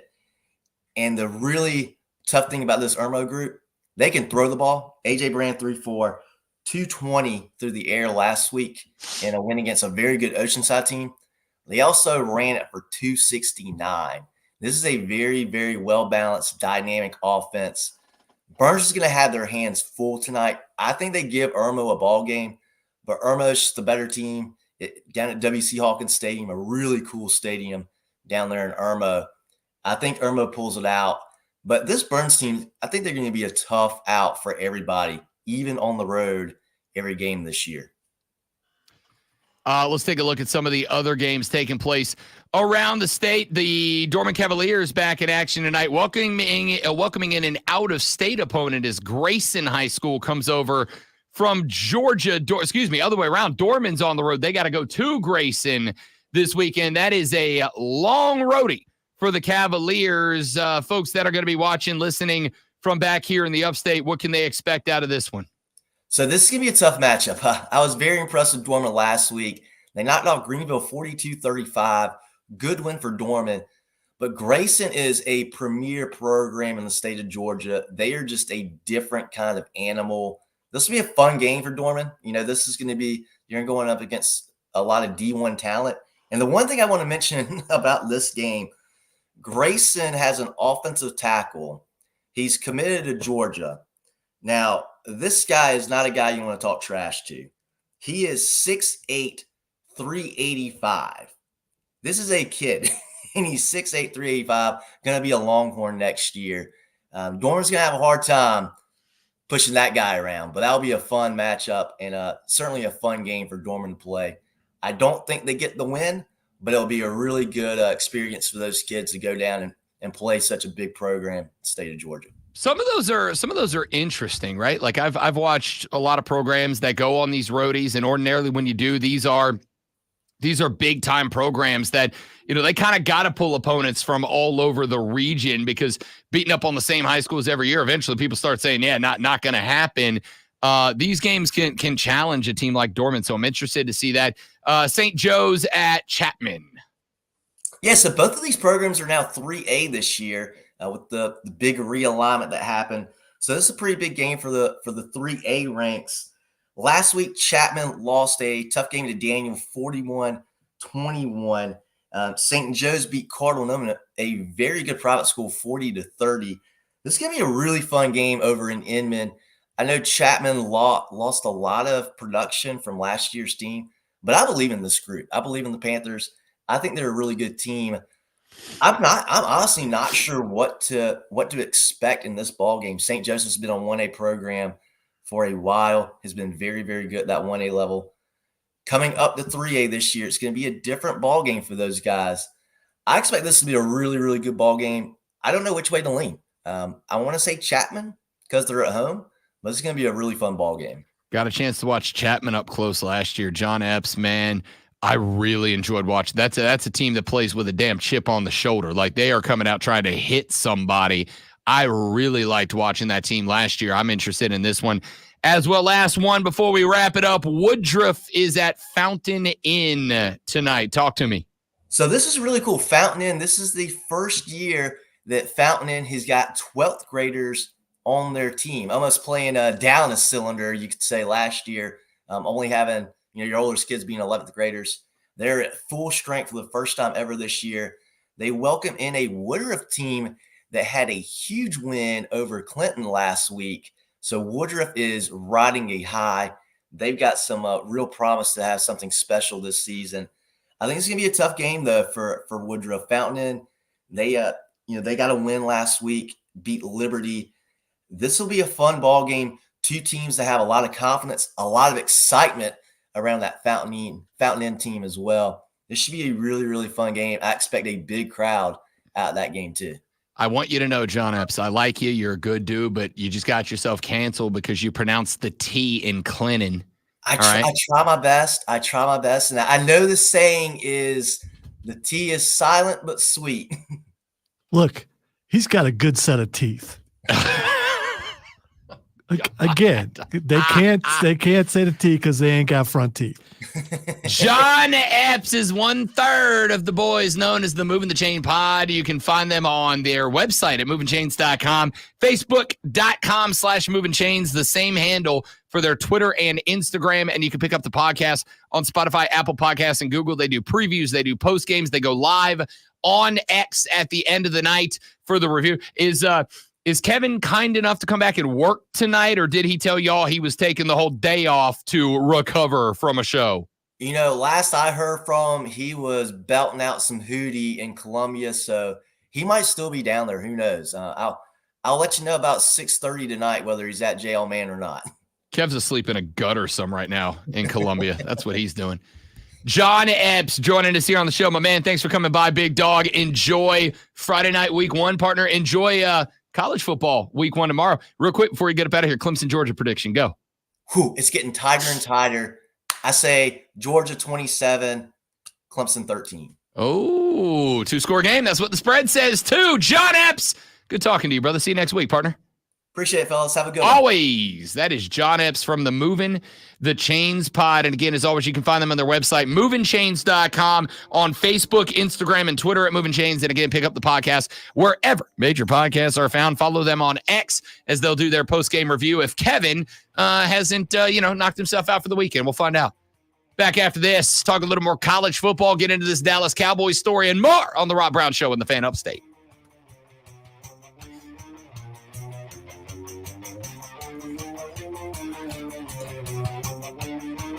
Are you stepping away? Yeah. All right, guys, be right back. Stay right there for me.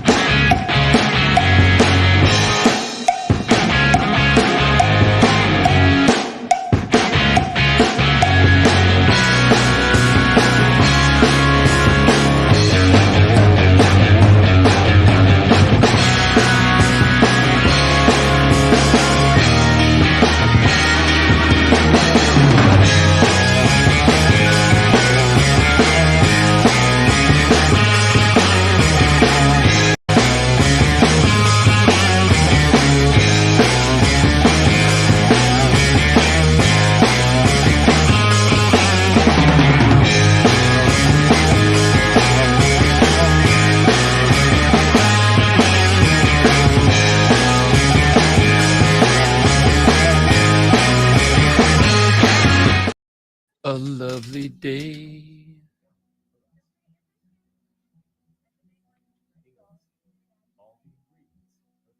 Do you know the secret to losing up to 1 pound of fat every day? Hi, this is Dr. Elliot Hirschhorn with New Life Weight Loss, and we know the secret. Our unique doctor-supervised weight loss program makes it easy to lose weight, get healthy, and get your energy back naturally, safely, and effectively.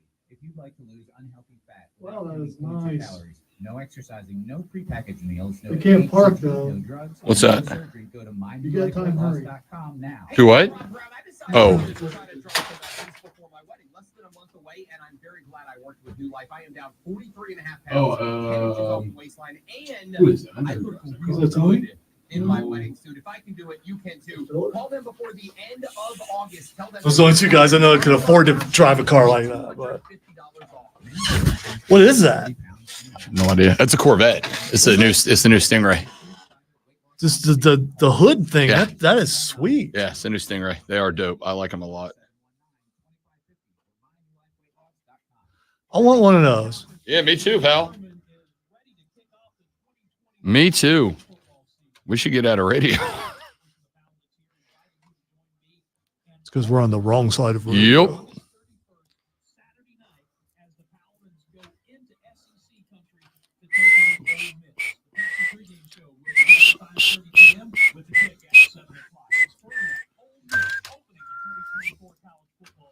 Dun dun dun dun dun dun dun dun dun.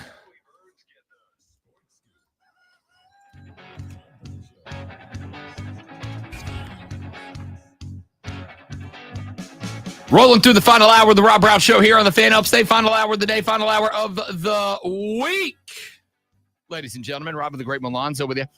Did you see this Dallas Cowboys story that is developing? Because it's, what's the word I'm looking for? Freaking hilarious, to tell you the truth. Well, that's like 2 words, but still. I'm still right. It's still freaking hilarious. If you haven't heard it, it's pretty great. The Dallas Cowboys finally got done a deal for one CD Lamb, who, by the way, I got strong-armed into playing fantasy football this year for the first time in like 8 years. Got CMC on the squad. Got CD Lamb on the squad. Nice. I don't know how. I should not have. There's no reason that happened at all. Anyway, they got a deal done with CeeDee Lamb, and of course, all attention, all eyes turned towards a contract with Dak Prescott. Cowboys have said for a couple of years now, Dak's the guy. They want to stay with Dak Prescott. They want to get a deal done. Dak has decided that he is just going full flamethrower now. He don't care. He is out of you-know-what's to give about this situation. Dallas Cowboy quarterback Dak Prescott says he does not need a new contract extension to be done before the season starts. He says, I think it says a lot if it is or isn't, but however, it doesn't really matter to me, to be honest with you. Asked what he meant by that. What does it mean to say that, you know, I think it says a lot if it is or if it isn't? Prescott said, that's just how people feel. Dak, you can just say I. That's just how I feel. When you reach a certain level, you are no longer just an I. You're the people. I mean, you and Dak rolling deep in that club. Anyway, this is fun. Jerry Jones said, quote, you could easily say if you haven't seen it by now, you haven't seen it. I'm such a fan of Dak and appreciate all of the great things that we all know that are there. And I appreciate his work ethic more than anything out here. I can't tell you how proud I am that we've got him this year to start the campaign. When you look at the situation, you've also got to weigh, okay, what are the consequences of the other side of the coin? And so Dak's situation right now for me, from my mirror, has more to do with our situation than it does with the merits of Dak Prescott being the quarterback of the Dallas Cowboys. I don't know what that sound was, but I've never been more turned on. I've never been. All right, never mind. Don't say that on the radio. That's a bad thing. Your mom might be listening. Stop. So there's that. Anyway, So JJ basically said, and what is the right thing? What is accurate? What is correct? All right. What is accurate and what is correct? JJ said, you've got to evaluate it from the other side. What are the consequences if we sign Dak Prescott to a long-term deal? We give him what he wants. We give him like a 4-year deal to stay on board as the quarterback of the Dallas Cowboys. What if it goes squirrely? What if it turns out that the haters,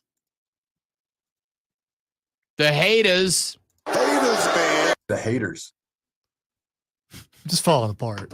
I know it's Friday. All right. Lonzo's struggling with the case of the senioritis right now. It's a long weekend, and he's very ready to get up out of here. We got it. It's I had football to turn weekend. you down for a reason, and I should have turned me down for a reason. So I mean, there's that. I'm very bad at my job. We all are. So he says, look, you got to evaluate the other side of the coin. And I think it's honestly especially with Dak Prescott, it's very fair to say that. The evaluation being, of course, what if the haters are correct in that? So does this mean that Dak is moving on and Jerry's confirming it? I'm a little confused by all this. I think what it means here is if they look at this and the haters are right and Dak Prescott ain't a guy that's built to get it done in the postseason. Again, I think the loss last year in the divisional round had a lot to do with Dak, but I think it had a lot to do with Mike McCarthy. I think it had a lot to do with the offensive play calling. I think it had a lot to do with a total meltdown by the entire offense. I think it had to do with a lot more than just Dak Prescott. But at the end of the day, you got to have good quarterback play. Part of the reason Green Bay knocked them out of the divisional round of the playoffs last year was because Jordan Love looked like a legitimately, genuinely good NFL quarterback last year. And because of that, Dallas got packed early, right? So I think what JJ is saying is before we give this guy a contract that welcome to how the QB market is working now, the next highest paid NFL quarterback is whoever is the next signed NFL quarterback. If a guy looks like he's Super Bowl caliber, and it's time for him to sign, you got to make him the next highest paid, or else he's going to go somewhere else and somebody else will. So I think JJ is effectively saying, look, we can go all in on Dak. We can give him a contract that outpaces Joe Burrow and Lamar Jackson and Tua Tagovailoa and Patrick Mahomes and all these other cats. But what if we get it wrong? What if he ain't the guy? What if he really ain't the guy? To me, it is the most open and honest that Jerry Jones has been about Dak Prescott so far, right? So that we are very clear. Everything that JJ said, if I am interpreting what JJ said the right way, the way that he meant it, and I think that I am.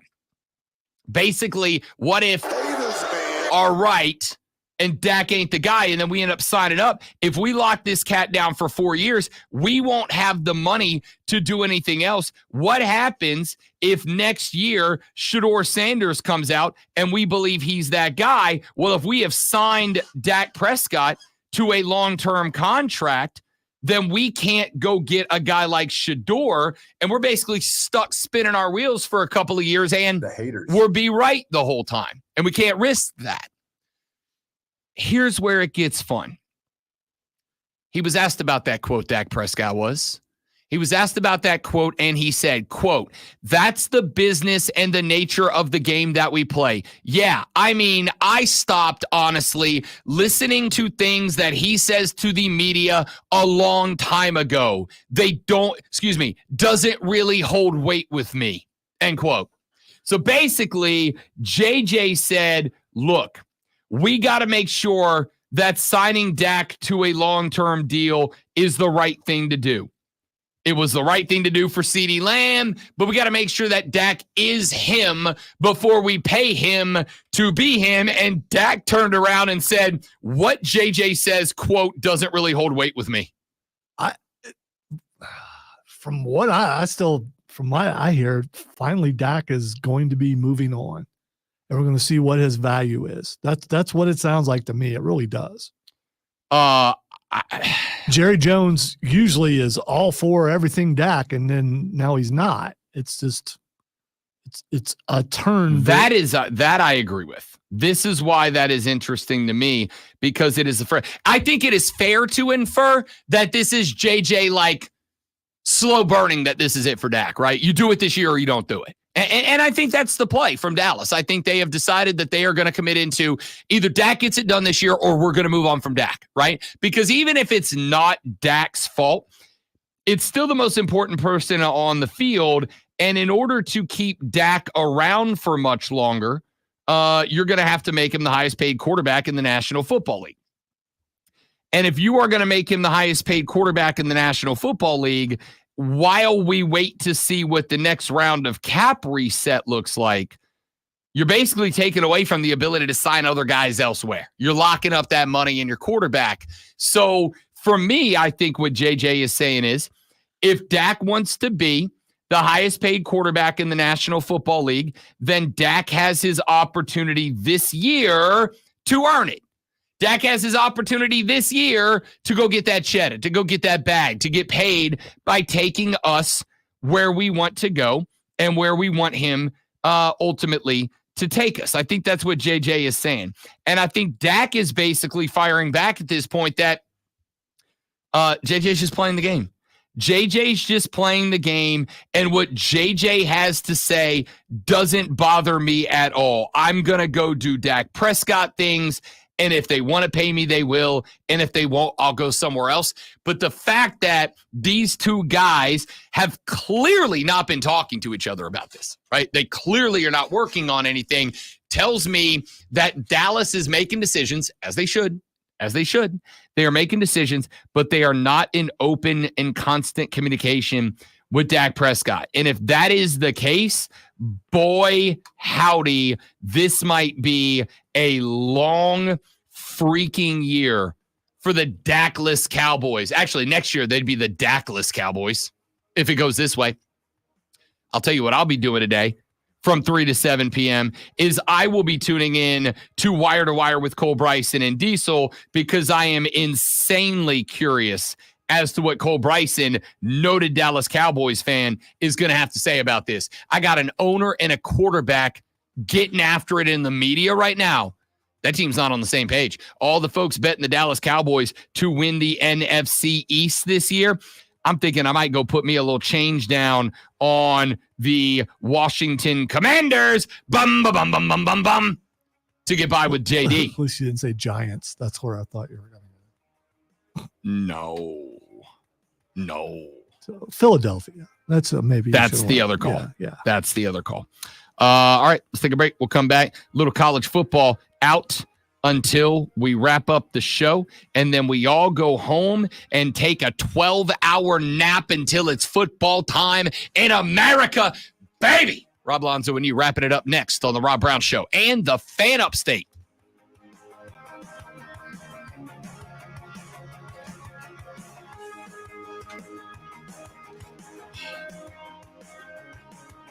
Y'all quiet today in the chat, just letting kids. it breathe, yo. Just letting it breathe. Let it breathe. Let it breathe. Let it breathe. Let it breathe. Play the damn commercials. Let it breathe. Bow, bow, bow. Hey, you're not the boss of me. So the wine place we go to on Thursday nights, there's a lady there. Part of the reason we go, there's a lady there that plays piano, but I think I've told you about her. She just plays anything, right? So we got there last night about 10 minutes before she started, and she goes, she works at the airport once a week, so she knows Courtney very well. And so we walked in, and she's like, "You guys are the first ones here. What do you want to hear?" And I was like, "Disney montage." And she goes, "Okay." She played 15 minutes of just Disney song after Disney song after Disney song to open her set. And I told Courtney, I was like, I think we could hire her to come down and play the cocktail hour at the reception, because she's incredible. Yeah, I probably would have asked a bunch of obscure songs that she'd never heard of. She has a video game intros. She takes requests during the show. but you scan a QR code and it takes you to a website where you just type it into the website and then it puts it on her tablet. And so we'll go in there, and sometimes I'll try to stump her on songs and like try to pick old songs that I don't think she's gonna know. I asked her the Thursday before the Creed concert if she would play Creed, and she freaking played like 3 Creed songs.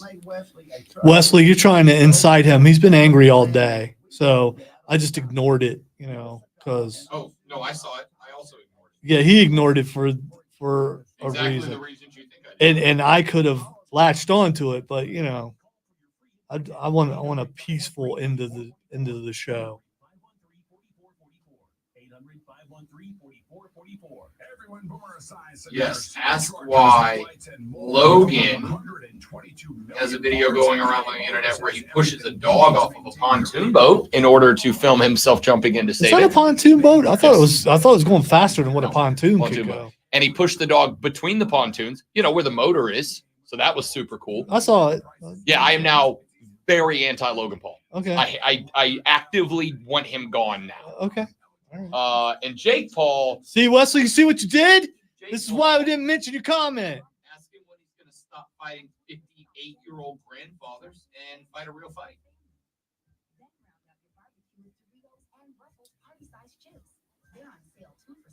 You just like seeing this, don't you? I do sometimes. It's not right now. I hope I never see another Paul brother in my life. What if there's a guy and his first name's Paul and he's someone's brother? That wouldn't be a Paul brother. That would be brother Paul. Ah, kind of like a chief who acts. Yeah. Right. Yeah. Okay. All right. Whether you're looking for vitamin C or a multivitamin to get key nutrients. Sometimes quiet's okay, Wesley. Sometimes it's okay. Enjoy the peaceful moments in life. But yes, I want Logan Paul gone. What he is capable of is no longer what he's not what he's done. His bad deeds are outpacing his good wrestling. Correct. Okay. Correct. There was a minute there where I went, you know what? I don't like what he's doing, but like whatever, it's not the end of the world. I'm gonna draw on a solid line at animal cruelty. Solid hard line at animal cruelty.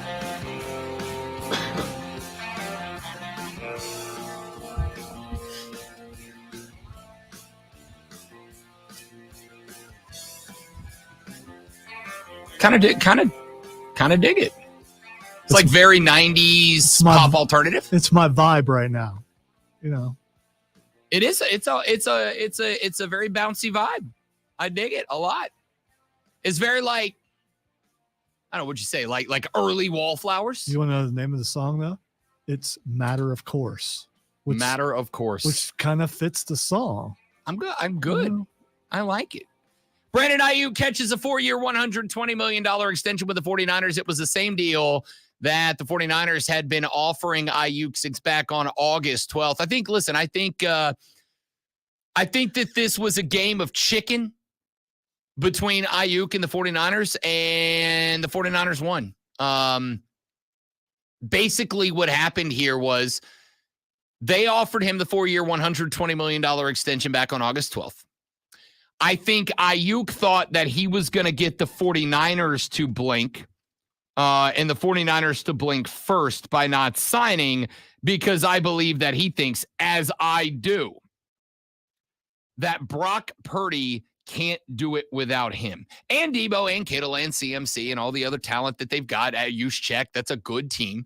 But I think he was waiting for the 49ers to effectively panic. We don't think we can get it done with just Brock Purdy. We have to have Brandon Ayuk. So give him what he wants. Give me what I want, I think was the play that they were going for there, or that Brandon Ayuk was going for there.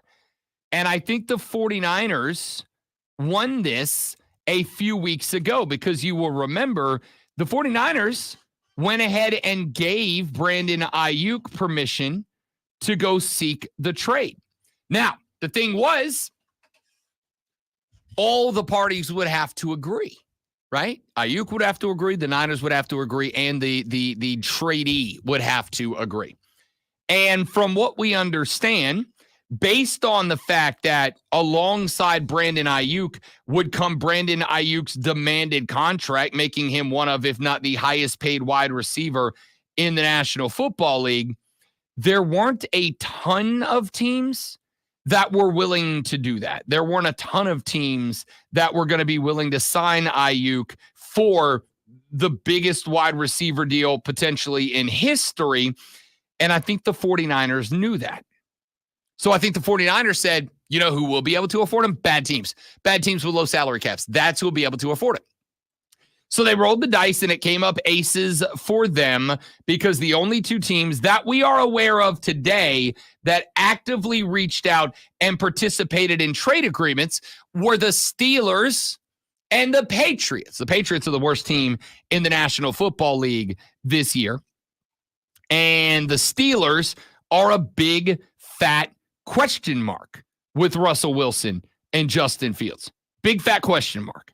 So effectively, they said, you know what? You can go find a trade partner if you want to try to find somebody to dance with you. There were two that were serious. It was New England and Pittsburgh. And they said, all right, bud, you want to go? Enjoy Foxborough, Massachusetts, and a 2-15 season. Enjoy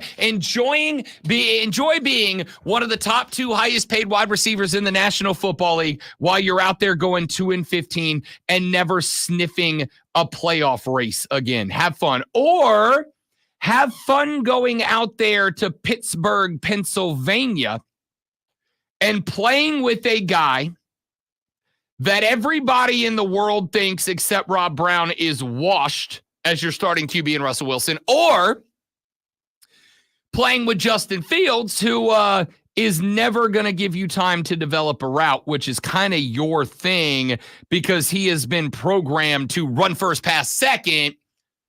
Good luck with that. Good luck with that. And Ayuk turned both of those trades down. The San Francisco 49ers didn't need to convince Brandon Ayuk that signing with them was the right deal. They just had to hope that nobody worth a damn was going to make a trade offer that Ayuk liked. And they would have to go back on their word and go, actually, we don't want to trade you. They had to hope that nobody that Ayuk would have liked was willing to make the trade, which it looks like there was not. And then all they had to do was wait him out. All they had to do was wait him out, and they did. They waited him out because you can charge the guy, I don't know what the actual number is, but you can charge the guy X tens of thousands of dollars for every practice that he misses. But as we have pointed out in the past, if you got $100 million, what do you get? What's his $76 million guaranteed? $76 million guaranteed. If I got to miss $500,000 worth of fines to get that $76 million contract signed, yeah, you can hang on to that $500,000. And oh, by the way, there are ways that the team and a player can come to an agreement where those fines aren't enforced. So for a lot of guys, I think Ja'Marr Chase was one of them. Basically, they found a mediation method in the CBA where Ja'Marr Chase was fined something like $500 some odd thousand, but the Bengals have effectively found a way to drop those fines. So he's not getting fined anything, and he got his contract, right? Or will get his contract. I think San Francisco probably hit him with, look, dude, we're not gonna drop the fines. And here's the thing. If you are not with this team by X date at X o'clock, we're gonna go ahead and list you as not playing. We're gonna go ahead and put you on the no play list. And if you go on the no play list, do you know what else we get to do, Brandon? We get to keep your game check, and that's worth like millions of dollars. So it's your pick, big dog. You can sign the deal we gave you, which we think is very fair, and show up and get a raise and earn your game check and keep your game check. Or you can sit at home. You can watch the San Francisco 49ers play on what I assume is probably a big old TV in your house, and we'll be perfectly happy to keep your game check and kick it right back into the franchise. And I think that's what happened here. You know, we've talked about some guys that play the game and you win, but there are a lot of guys who play the game and they lose. Brandon Ayuk lost. The 49ers played this like a dream, and it worked out just perfect for them.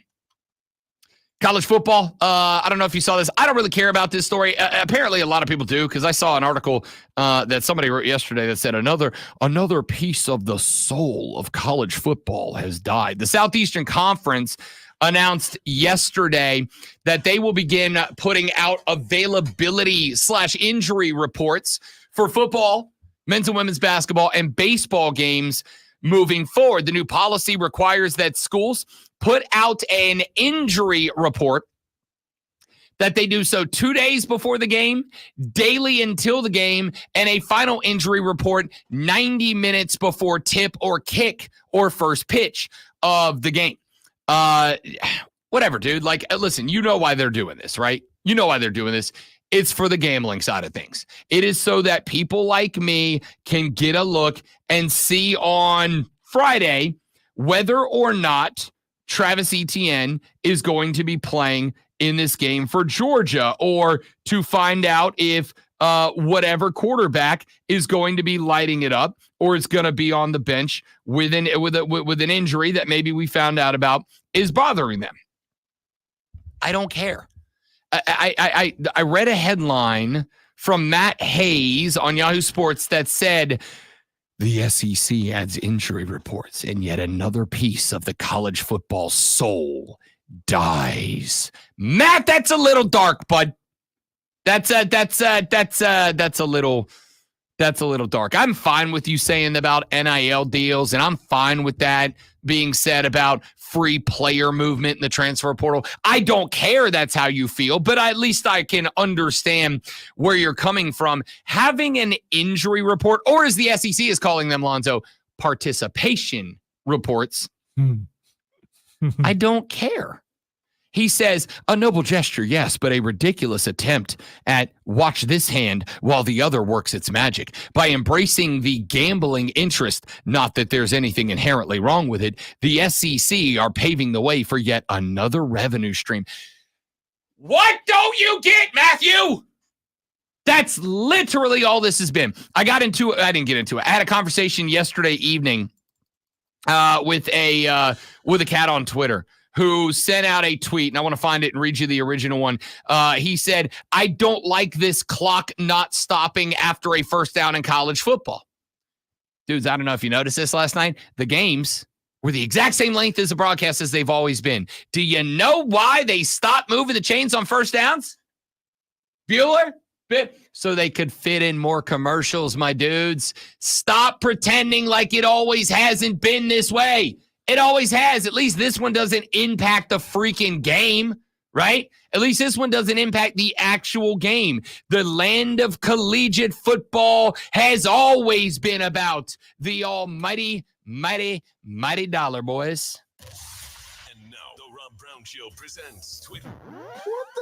Before we get to what the X, I just want to say I love the 2-minute warning that they're not allowed to call 2-minute warning.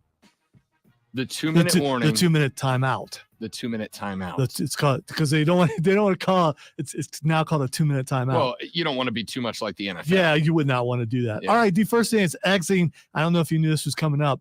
Labor Day is Xing. I do know that Labor Day is coming up. It is this Monday. We will not be here on Monday. We will be off on Monday. So I hope you all have a lovely 3-day weekend. Don't forget for Bet for the Cycle tomorrow, noon to 4 on the BetQL Network with myself and Cody Decker. Labor Day is also the lady friend's 40th birthday. So once again, as we wrap up the show, Courtney, I love you. You're the best thing that's ever happened to me. Happy birthday. And of course, you're older than me.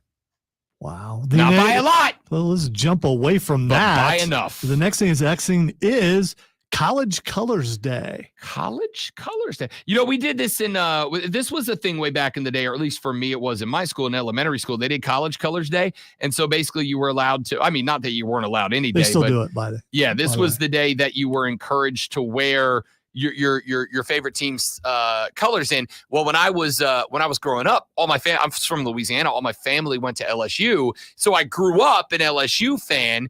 And I remember in elementary school going to school in my LSU purple and gold, and I was in Florida Panhandle, and at this time it was pretty much all FSU and Florida fans, and having everybody make fun of me for it. And that's it. There's no positive spin to this story. It was just people are jerks. Well, so apparently you were harmed. I've been bullied my whole life. Mentally, and you're still trying to find ways to cope and recover. My and poor therapist doesn't get paid enough. Good luck with that. I know. The next thing that's texting is Rutgers. Rutgers last night was playing Howard. They scored a lot of points, including a last-minute bleep you tutty on the way out the door. A tutty that the Howard head coach was none too pleased about and has made that very well known on the social media today. And I believe that the Scarlet Knights are getting beat up on for dropping an extra 7 to house the Howard, whatever they are. Well, whatever. And you and I both have the same belief. You don't like it, stop it. Yeah, I will say. Oh, you're not going to pull back. No, from that. I'm going to add a caveat. Okay, I am going to say when it's one of those ones where you're paying a school $2 million to come up and allow their very clearly and obviously incapable of competing players to go out there and get their asses kicked for the school to profit off of it, then I'm kind of like, all right, maybe there's a line in the sand. It's different if it's, if Georgia's up 45 on Clemson and they pop another 7, I don't care. But when South Alabama's playing Ohio State, like, all right, dude, like maybe call off the dogs because you're like physically endangering them at this point. No, you're not. I mean, it's football. You're physically endangered as soon as you walk out on the field. If you can't stop it, hey, give the $2 million back. You said they paid $2 million for it. They can't. Their football team would die. Okay, right? Well, it would die. So if you don't like it, just give the $2 million back. I don't. No, again, they can't. It would. They would not have football anymore. So they go, hey, all you 17 and 18-year-old kids, we're going to send you out there with a bunch of grown-ass men, NFL caliber players, to let them beat your asses for 2.5 hours, and y'all have to tolerate it because if not, I might have a job. I am fine. However, this is Rutgers. This isn't exactly Ohio State. So I'm kind of like, nah, about the whole thing. Yeah, if you can't stop Greg and the boys, that's on you. Greg, old Schiano. Anything else? Any more for the road? Any good ones? There was one. Oh, yeah, Bash at the Beach is tomorrow. It is. It is. No, it's Bash at Berlin. There it was. I was going to get there for you. But there's probably a beach in Germany. Bash at Berlin. Good luck to friend of the show, Seamus. Good luck. Well, he's a friend of my show now. But friend of the show, Gunther, as he defends the Intercontinental Champion. I am falling apart at the end. Intercontinental Championship against Randy Orton. It's my fault. In his hometown. It is. I got contagious. bad through osmosis. Hey, that's it for us. Have a phenomenal Week 1 Saturday, ladies and gentlemen. When we come back next week, it's college and NFL football week. We'll see you back here on Tuesday as we are off on Labor Day. Have a happy, safe Labor Day. Don't drink and drive. I'll punch you in the face. See you back here Tuesday on the Rob Brown Show in the Fan Upstate. Later. I really don't give a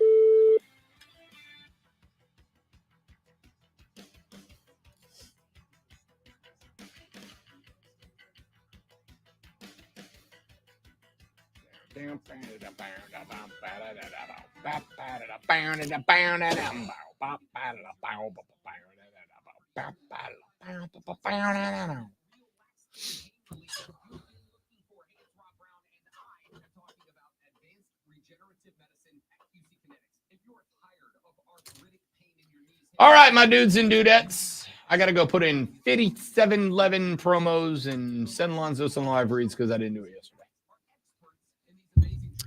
I hope you all enjoy Week 1 immensely, thoroughly, tremendously. You look angry as hell right now. Okay. Hey, have a great weekend, everybody. Thanks for being here. See you later. Goodbye.